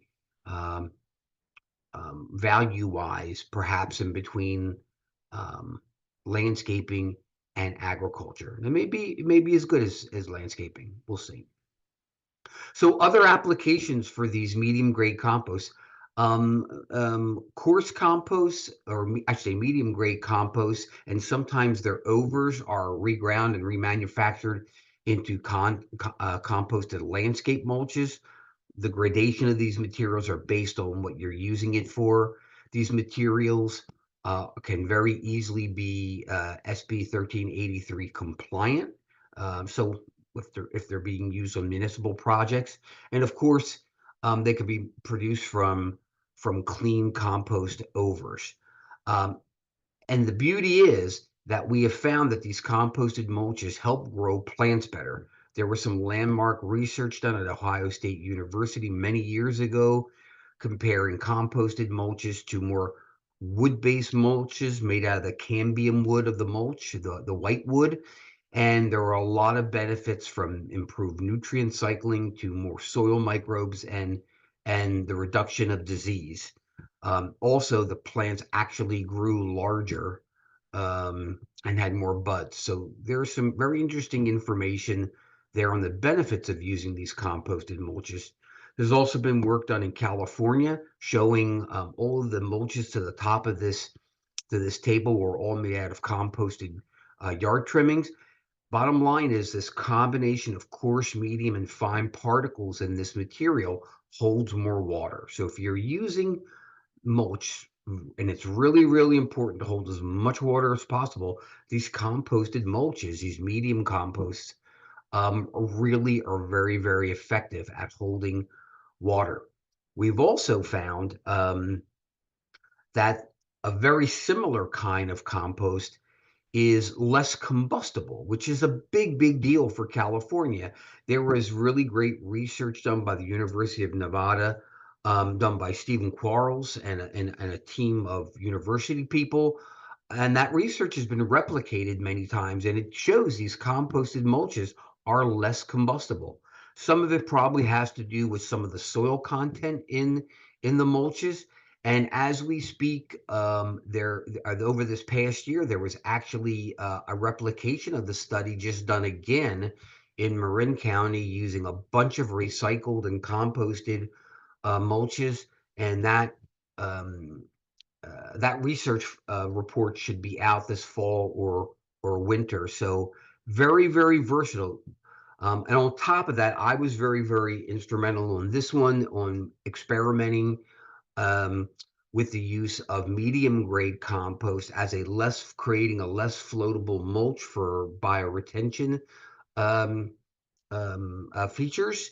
And what we have found is the heavier nature, the higher water holding capacity, the stringy nature of some of these mulches makes them less floatable and reduces their ability to migration for migrating. And I worked over a couple-year period with BASMA in the Bay Area, and this is their official specification. They are specifying the use of of a medium grade compost. So the material is incredibly versatile. We're finding more and more uses as we go.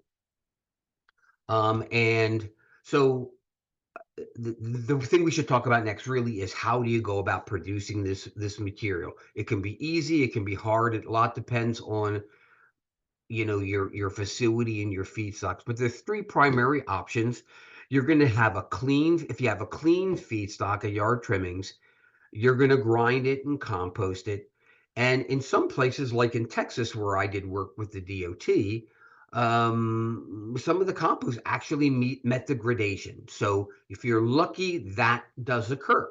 Okay. In other cases, you have to screen some of the fine material or the coarse material out to meet that standard, the particle size standard.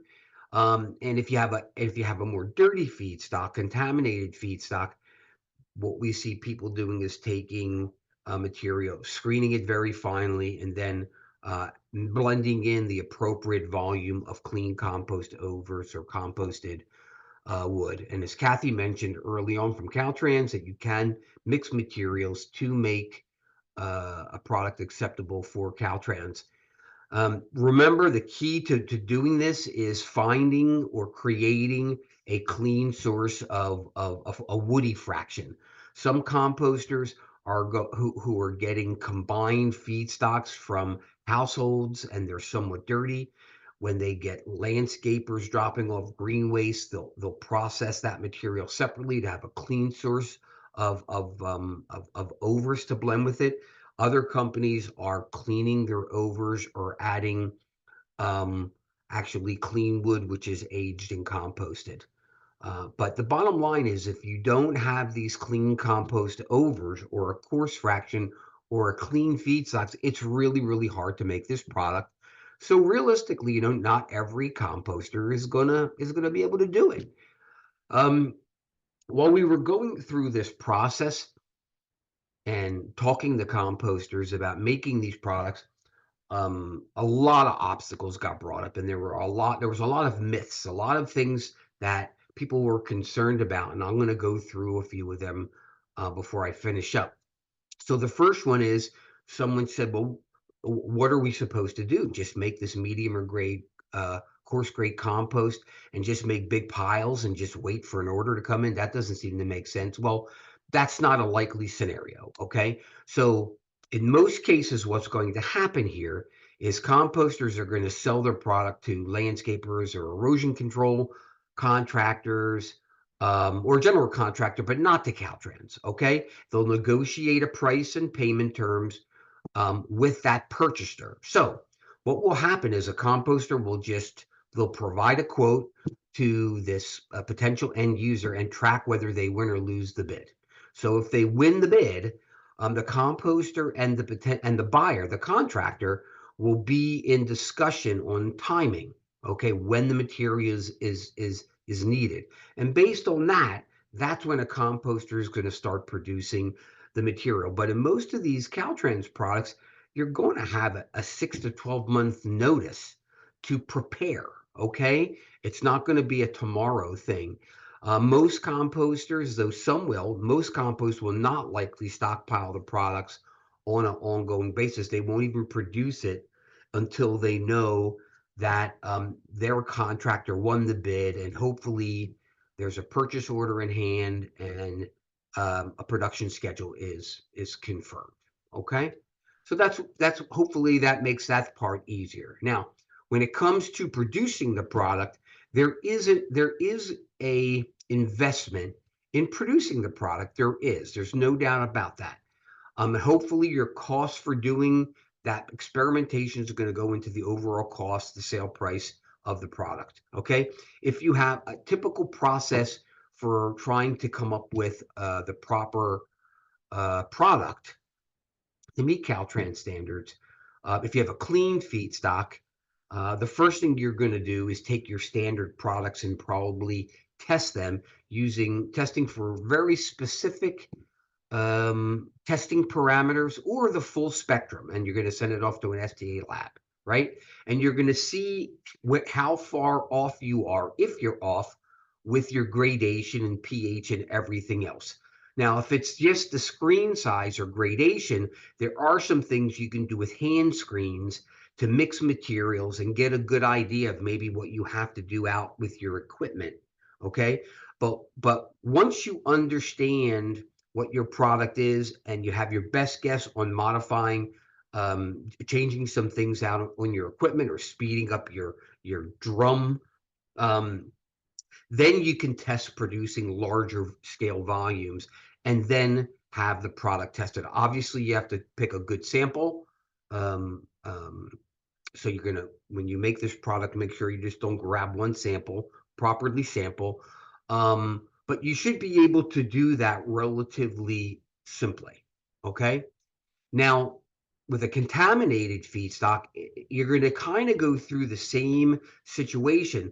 But what's happening with a contaminated feedstock, what typically has to happen is you can't take a dirty feedstock and medium grade compost screen it and pass the contaminant specs. Doesn't happen.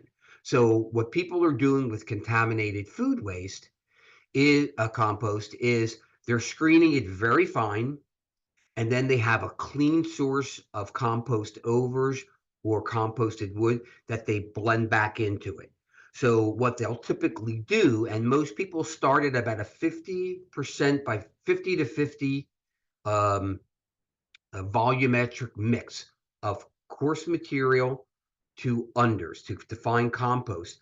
Blend that up, send that off for that same battery of tests. And depending on how coarse or fine you're grinding your wood, you're going to be getting close to that ballpark of meeting that medium spec. Okay. Once you're getting close, then you can attempt to do something in a windrow and make a larger mix, and then test the larger mix to see if you meet that standard. And you may have to adjust the ratio and retest again. So there is some manpower that's going to go into it. I should say staff power going into it, and there are testing costs. There's no doubt about that.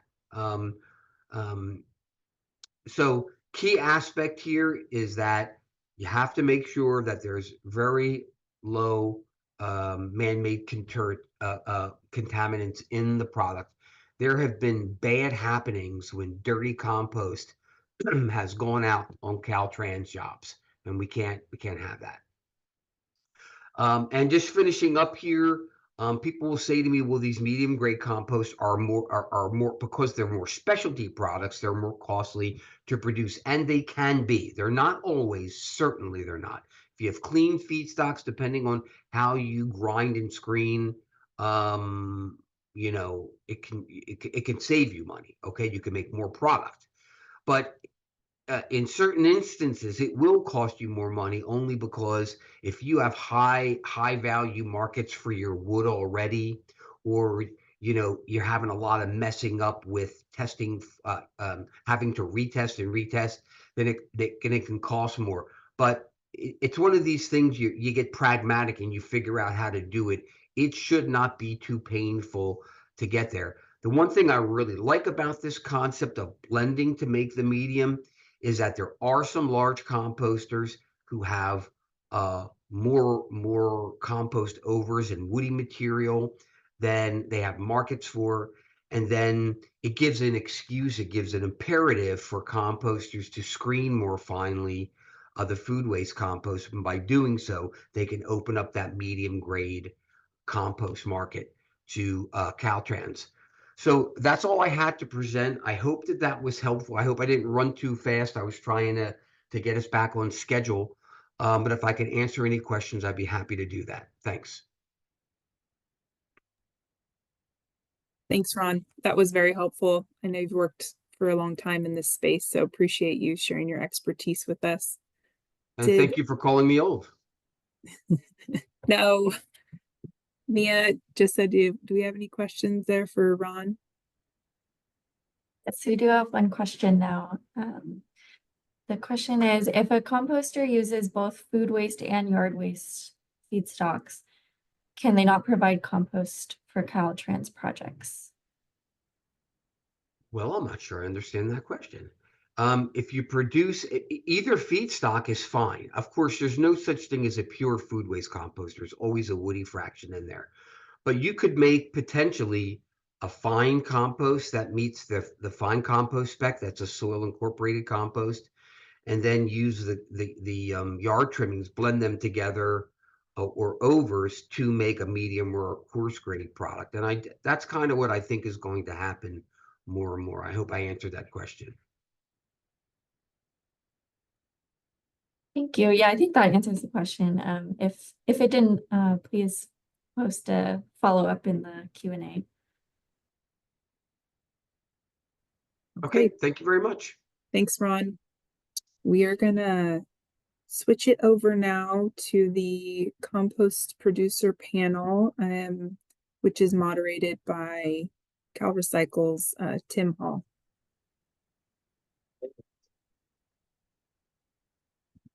Thank you, Kristen. I'm excited to be moderating this panel today.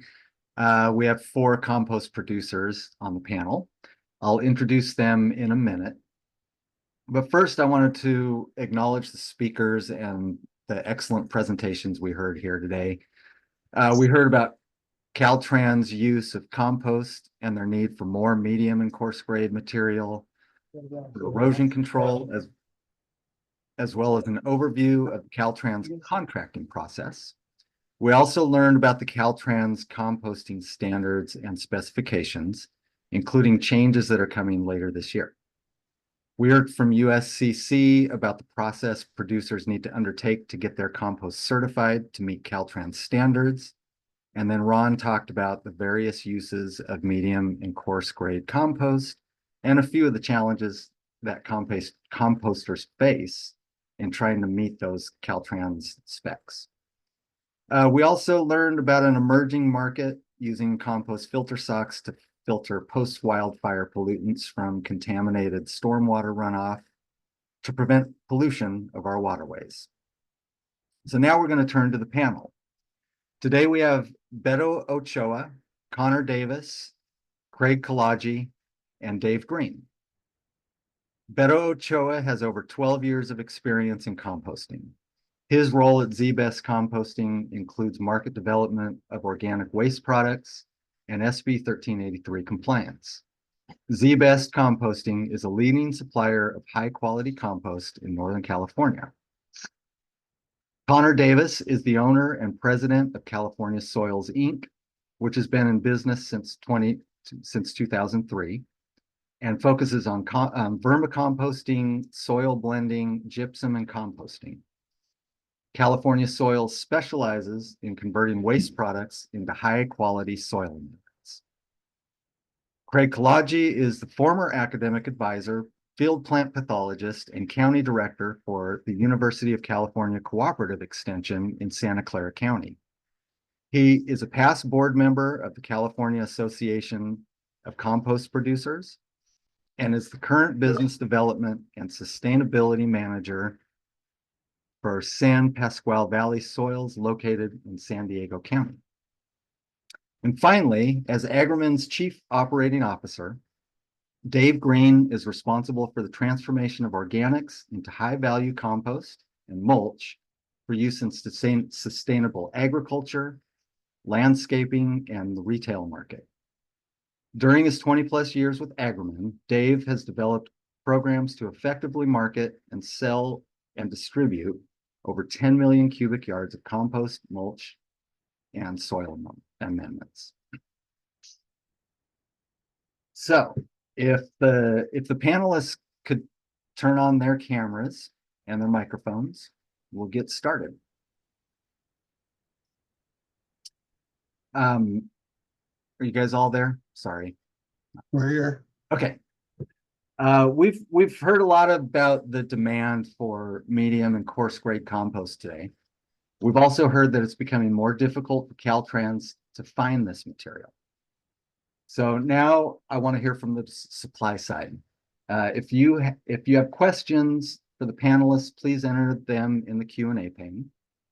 And I'm going to start the conversation by giving each of the panel members 3 minutes to discuss the process steps they take to produce medium and coarse grade compost. Please include a discussion of the feedstocks that you use and where those feedstocks came from. And so I am going to start with Dave because he shows up on my screen first. All right, lucky Dave. All right, thank you everyone for joining us today, and thanks Caltrans and for CalRecycle for allowing us to discuss compost. So Agromin, as Tim said in our intro, has been a organics transformation company for over 50 years here in the state. And currently we process over 1.2 million tons a year of organic feedstocks. And those include green waste, wood waste, and food waste. And most all of the material that Agromin brings in is curbside collected material. So this could be highly contaminated material. We do have some clean feedstocks that are directly hauled to us, but a lot of curbside, a lot of contamination in there. And so we really have to, for our company, identify what we're going to make out of these feedstocks right when it comes through our gate or gets to the scale. So one of the most important people in our organization is that spotter or our mixer blender, you know, kind of our chef there at the beginning of the compost center that points and separates these materials. Some of the feedstocks go to production for Caltrans materials, just for the fine feedstocks. And of course, more of our wood and brushing materials can go to making coarse or medium grade compost for Caltrans. Overall, though, our primary targets are that landscape contractor that's out there, as well as the agricultural markets. We do make compost for retail markets and bags as well. So we have lots of outlets there. But for Caltrans in this discussion today, our process really requires identifying and getting the right carbon to nitrogen mixture at the front gate, getting that material as clean as possible before we homogenize it or grind it. And in this case, we've been asked to make more coarse compost for Caltrans. So we're grinding a little larger, 3-inch minus than we normally would, so that we have the ability to start our compost process, have that 3-inch minus fraction that we can then screen at the end of our process into either fine, medium, or coarse grade compost. In the event we don't get a lot of coarse compost, and for Agromin, we really haven't seen a lot of those orders to date. Maybe after this seminar, we'll pick up some jobs there for the coarse grade, but we regrind those coarse overs into medium and fine grade compost. So really, that's Agromin's two main STA materials that we would provide for Caltrans, fine and medium grade compost. Great, thanks, Dave. Let's move to Beto. Hello, everyone. Thank you for being here. My name is Beto Ochoa, and I'm with the Greenwaste Z-Best Composting Facility. We are located in Santa Clara County in Gilroy, and we are a large composter as well in the state of California. We process over 1,500 tons of organic waste per day, and we primarily make fine compost, but we also make a lot of the medium-sized compost. And the way we do this is because of the physical contamination levels of the feedstock, we screen out the 3/8 of an inch fine portion, and then we clean our overs separately, and then we mix them back together. And then we test that for the medium size, the STA standard for medium size for Caltrans.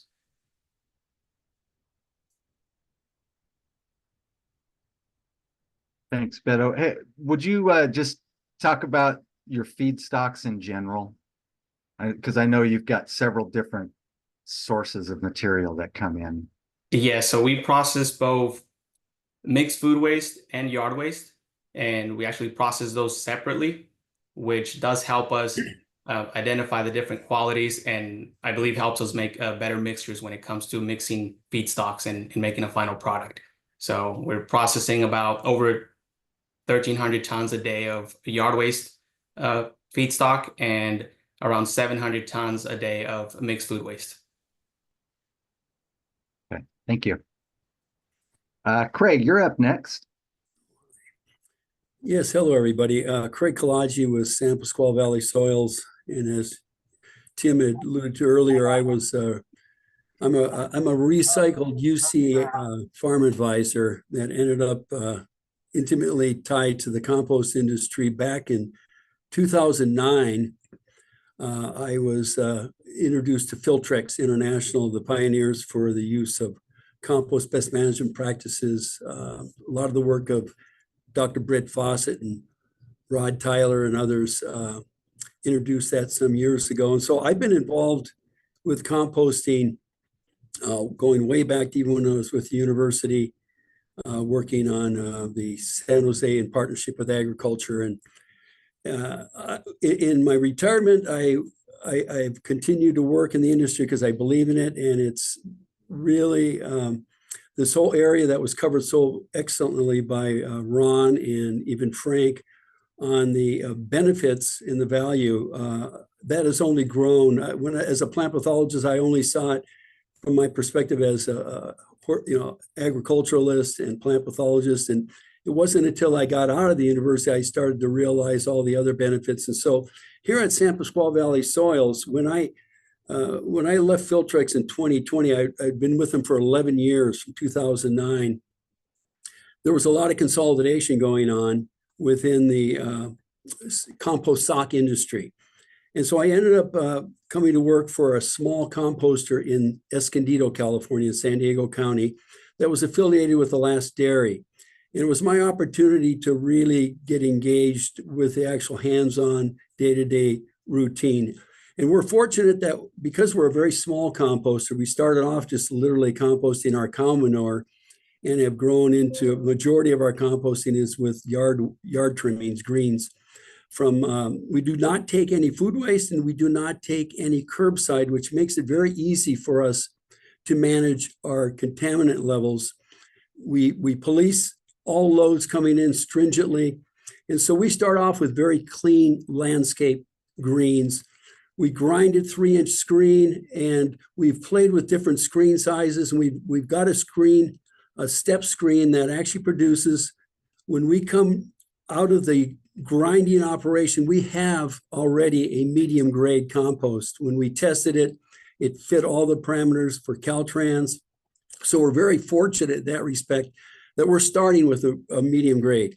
And then from there, we trommel screen it to produce the overs and the fines. The overs being used primarily for our compost sock production, and the fines as a soil amendment. And we also will blend that with our cow manure compost to produce different types of compost. But primarily we use only the landscape trimmings to produce the 3 grades. We've had really, really excellent results with that. And I'll just leave it at that for now. Thanks, Greg. And then last but not least, we got Connor Davis. Oh, hello. Thanks for having me.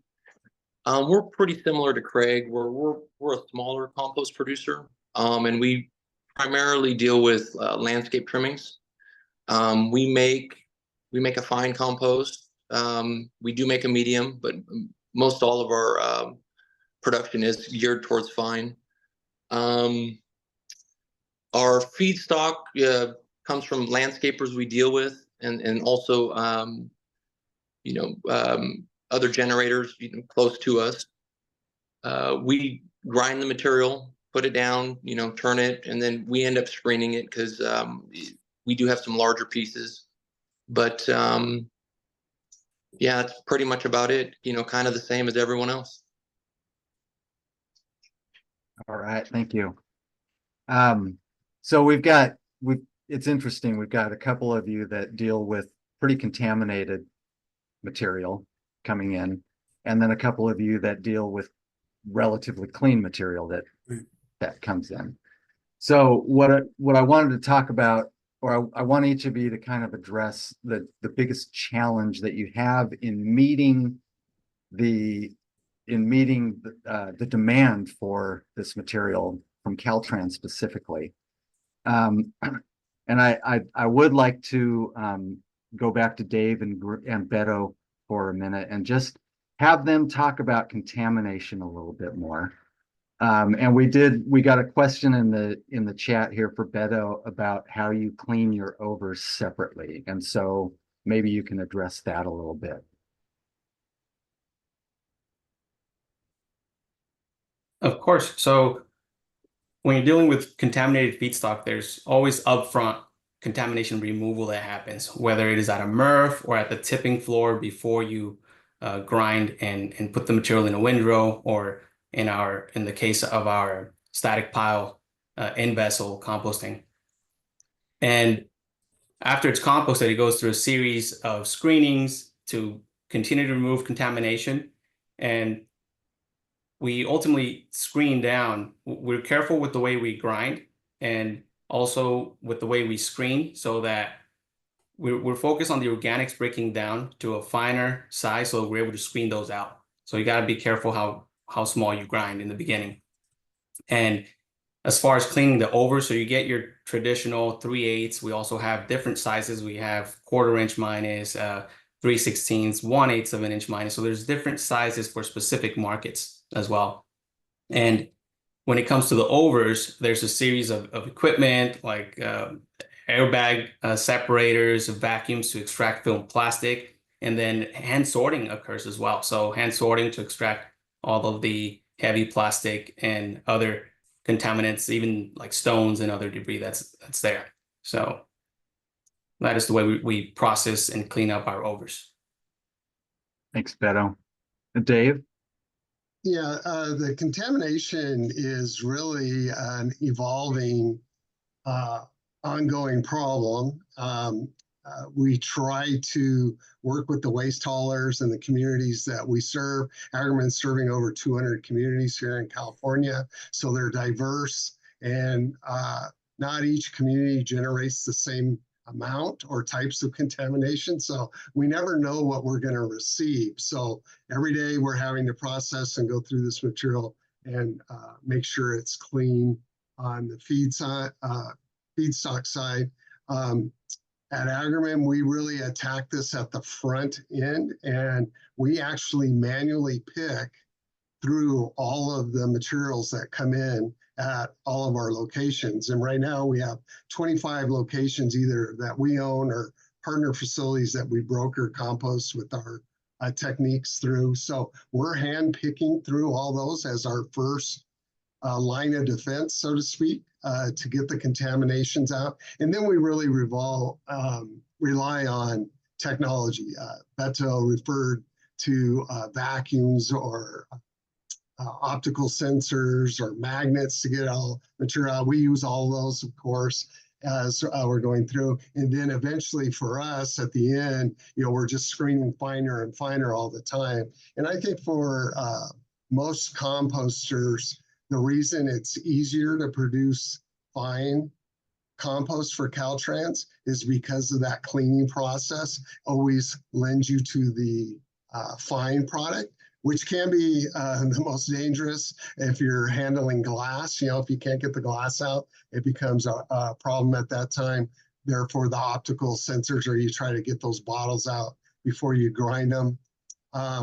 The coarse and the medium material, through the screening process can become very clean and very nice. But there's other demands that sometimes keep those medium and large compost or coarse compost going to market. But anyways, for us, it's a combination of hand sorting and using technologies to get materials clean.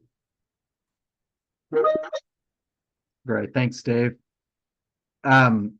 Craig, what's your biggest challenge for making this material? And we've been hearing for a while that this, it's difficult to obtain in some areas of the state. And so I'm just curious what your challenges are for meeting the demand in your area.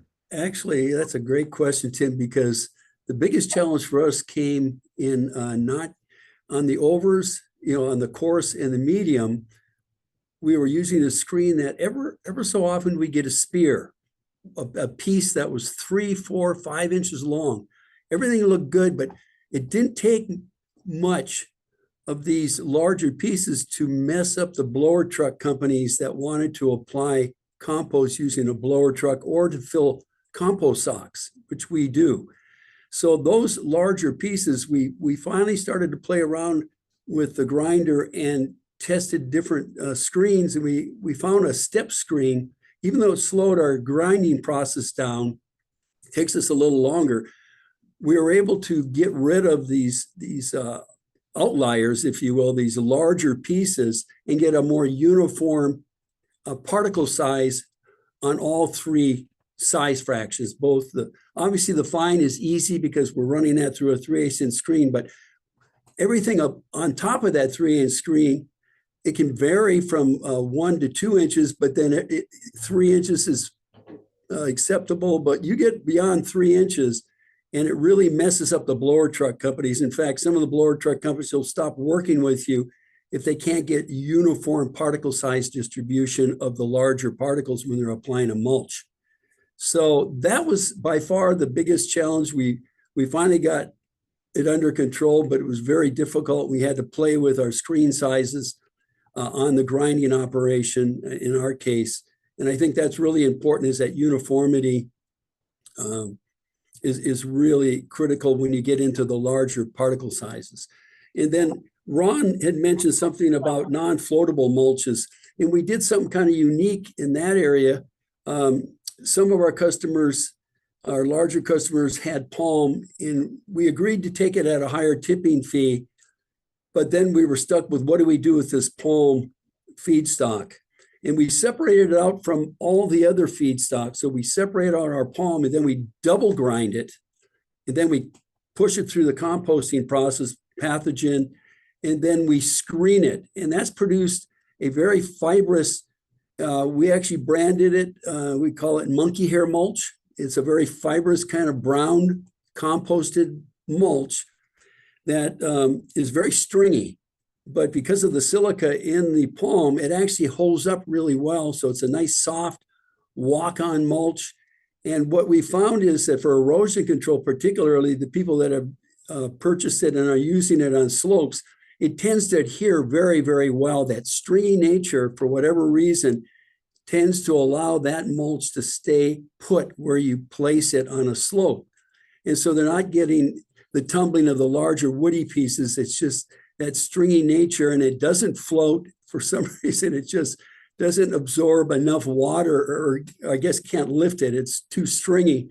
So it doesn't have a tendency to, in large rain events, to move off of that slope. So we found that to be a real growing market. It's still limited because most people don't even realize that there is such a mulch available that is composted, but it does meet the SB 1383 requirements, and San Diego County is using it in their parks and what have you, and we're starting to see it growing. So that's an opportunity. So I talked about the challenges, and it was a big challenge just to figure out what to do with the palm.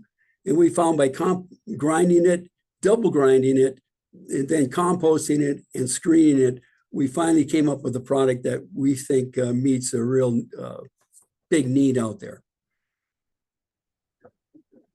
Thank you. And Connor, how about you?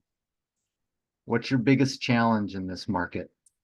Probably contamination, even though, we try and get really clean feedstock to start with. There's always something in there. So like Dave was saying, we try and address that as it comes in before it gets either like bottles get broken or plastic gets shredded into, a lot of tiny pieces. And then we do have, the vacuums and like a pick station, pick line. But, in the fines, it's not a big deal because you really can't see it because it's so small.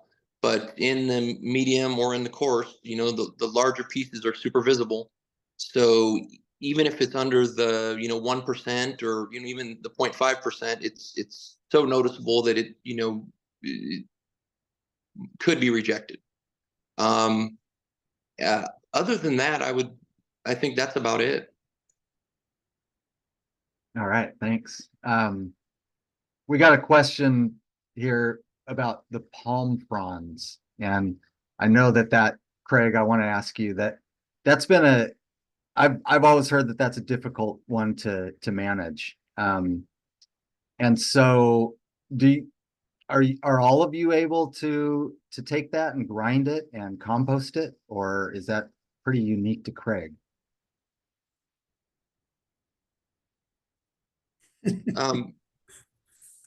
We don't separate it. We try not to accept much of it or try and discourage it, but there are some customers that have it, and like Craig, we do charge quite a bit more for it because it is hard to handle.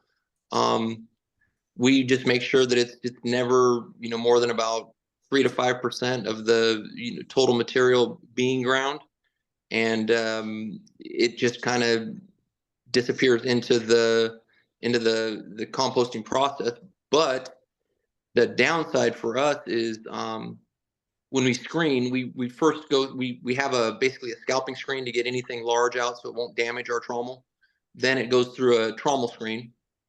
After the trommel, the mids go onto a BM&M flat deck, and if the palm if there's too much palm in it, it plugs up our screens because the stringy nature of it just clogs it all up. So we have to shut down and clean. So it wastes a lot of time. Yeah. So Craig's idea is probably something we need to explore. Just keep it separate, treat it is its own animal, and then maybe not screen it over our flat deck. Maybe it just goes straight through a trommel, and we can't make different size mid. But yeah, no. So I think palm is difficult. Yeah, that double grind is really critical. A single grind just doesn't cut it. You have to double grind it to produce the particle size that's able to be handled with the trommel screen. We don't like grinding it either. Grinding it's hard as well. It's hard on the equipment. You're absolutely correct. Yeah, no, there's a lot of it just a little bit more wear, it seems like, and then might be because of the silica like you're talking about, or we also end up with all the string, the strong stringy fibrous material just seems to get stuck everywhere. Yeah. That's what I'm picturing. I'm picturing it gumming up the gear, it just seems like a mess. I do want to hear from Beto and Dave. Are you guys dealing with this material much? I was just going to say, similar to Connor, we try to minimize our interaction with palm just because it will clog up our grinder, and we have to grind 1,300 tons of yard waste per day. So we've had bad experiences with it. So definitely try to minimize working with it. And it's very interesting to hear that, Craig, about the market that you've developed with it. Yeah, and for Agromin, I think all of us have the same experience. We just try to minimize palm's impact on our other finished products. Grinder technologies evolved to a point where using horizontal grinders now, we don't have near the issues we used to with the old tub grinders, where it would actually cause enough friction to cause a fire, in that tub of that grinder.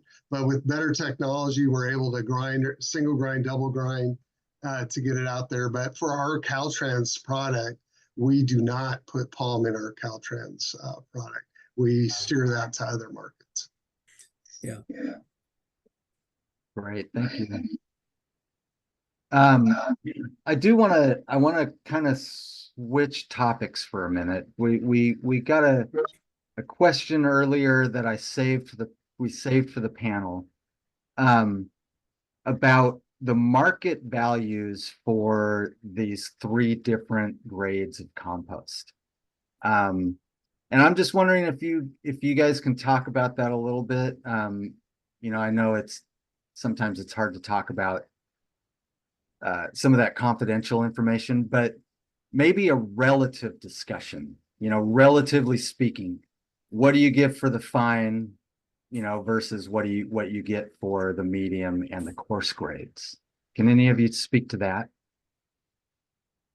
Sure, I can start that. I would say it depends. The market is variable because freight really drives our compost business, just because compost and mulch is heavy.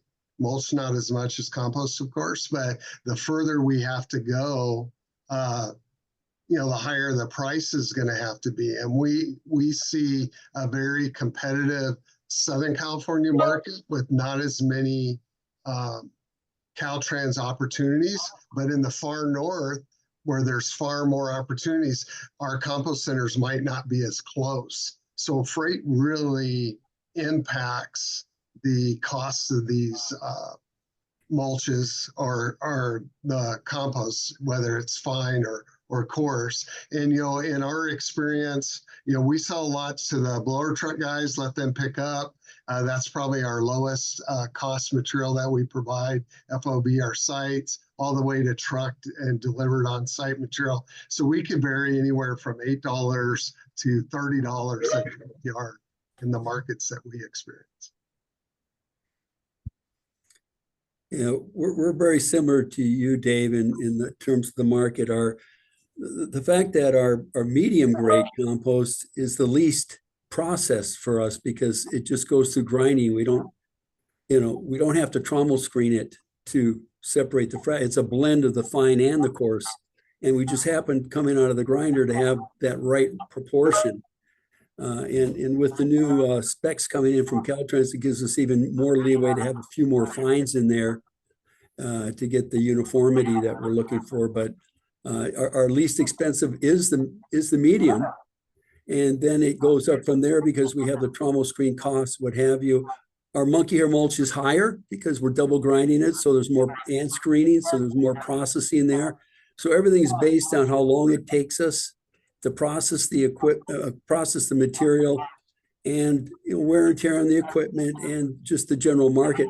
Lately, we've been selling more. We had not seen much of a demand here in Southern California from Caltrans for the compost, but lately it's started to pick up a lot, and we've seen all three grades being requested. The medium grade seems to be right now, but I think it could shift depending on the project, seems to be the most popular.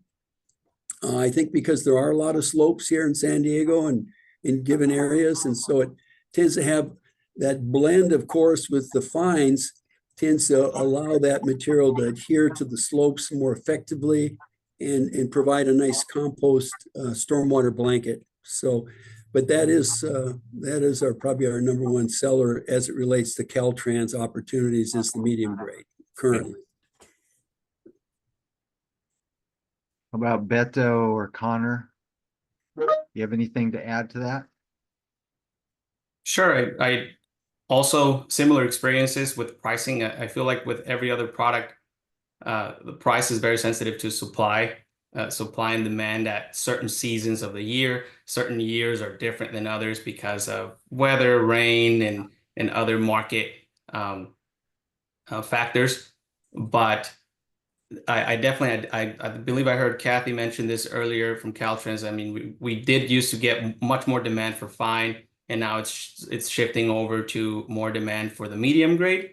So I feel like as us composters adjust to producing this product and mass producing it, maybe the price will be higher, but as we all get used to it, the price should go down and as supply goes up. So, but then again, you never know, because just factors of supply and demand, the price, it's always good to be checking in constantly. Yeah. Ours, we actually get a little bit less for the medium because it's almost a byproduct for us. So we end up with large quantities of it that we have trouble moving. We can move some into the ag market, but really we try and encourage people to buy it by lowering the price, because we don't want to end up with too much stuff on site. So Caltrans, if they need medium compost, call Connor. That's what I'm. Thanks, you guys. I'm getting a message that we've got a question that somebody would like you to address. So can you discuss if you're having issues hitting the pH, germination, and vigor tests on the medium and coarse products? Any of you having trouble with meeting those? Not really. Well, I'll just address when they run it through the TMEC methodology, they're going to screen the coarse in the medium compost to produce a 3/8 inch minus. So if you're getting good germination and pH in that on your fines, most likely you'll get it on the coarse and the medium as well, because of the testing methodology that's being used to evaluate it. So I haven't seen that, and I wouldn't expect to see it. You should not see too much variability in the compost technical data sheet, given the, and again, it depends, but given the nature, because you're looking at 3 different particle size fractions. In many cases, the material is coming from the same feedstock. So it should be pretty similar, at least in my experience.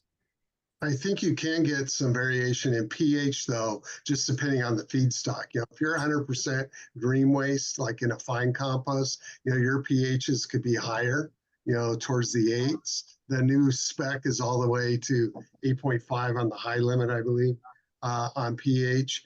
Whereas if you're using all wood inputs, your pH could be very low and acidic. So really depends on where for us, our compost center is located in the States and within California. And then seasonally, we have to adjust and blend. So we have to do a lot of blending to stay on course. As a large composter, we're testing monthly. So, our swings aren't as wild as it would be if we were testing quarterly or less often. Anything to add from the other two? I've got a couple more questions here, and then we need to wrap up. We could probably talk a lot longer. This is an interesting question. There is so okay. California and compost prices seem to be quite low. What are average inbound tipping fees, allowing for heavy investment into contamination sorting? Can anybody address that one?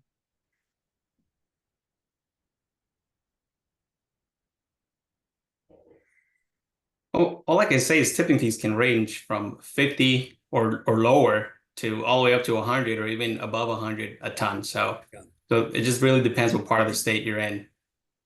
Do you charge more for loads that are highly contaminated, that you can see a lot of visual contamination? Absolutely. I know for us, it's pricing will be tiered on how clean the feedstock is. If it takes us more resources to turn it into a marketable product, it's going to cost more, of course, for us to receive it. So I think that's for us. I don't know about the others. It's the same for us too. Pricing is, I'd say, 90% based on how clean the material is. And for us, you can get really big discounts for extremely clean material, and we charge a lot for contamination because really we found there's no way to calculate, or it's really hard to calculate how much it truly costs to clean contaminated material up to a level that you could sell it to a soil bagger, for instance, or to a really high level. Like you can clean it up good enough for some uses, but it's really expensive to get dirty material turned into a high quality amendment. Yeah. Okay, we need to close this out. Any final thoughts on that question? I just wanted, not on that question, but I did want to make a comment on low combustibility of composted mulch. And the medium grade, because it has more fine particles, is going to hold, its water holding capacity will be greater than a coarse compost.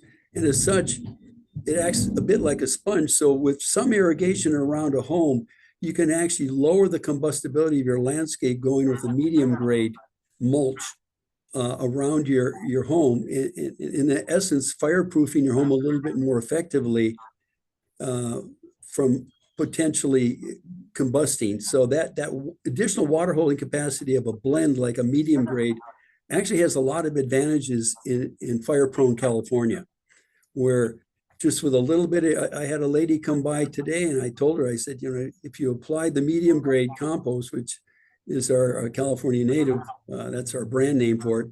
I said, make sure if it's really dry and hot during the summer months, add some water to it because it'll retain that water and minimize its combustibility. Acts more like a sponge. So I think there's a lot to be said for the medium grade and all the different ways we can position it as we communicate and brand our different, you know, products. Yeah, that's another potential important market there. And I do want to commend U.S. Composting Council for bringing on Sam Dixon as a resource for the STA. I've been working with him. I can honestly say it's a huge asset and resource that's now available to composters, and you should take advantage of it. It does make everything so much easier and streamlines the process. Thanks. Okay, we are out of time. I am going to turn it back over to Kristen for some closing remarks, I think, or Kyle, I'm not sure. But I really want to thank you guys for being on this panel. It was great to get to know all of you and get to know a little bit more about your operations. And I look forward to continued collaboration with all of you. So thank you. Welcome. Thank you. Thank you, Tim and panel. Yeah, I just want to close it out. Thank you so much to the audience for all your questions and your participation. I know there's a lot of expertise out in the audience, so appreciate you joining us today. And again, thank you to our presenters and panelists for your time and your commitment to this and sharing your perspectives. We really do appreciate it. If you do have any questions or would like to connect following this webinar, you can reach out to organics at calrecycle.ca.gov here on the screen. And a quick reminder, this will be posted on our YouTube channel soon, so you can access it later or share it with others. Thanks again, and I hope you all enjoy the rest of your day. Bye. Thank you. Thanks, Kristen.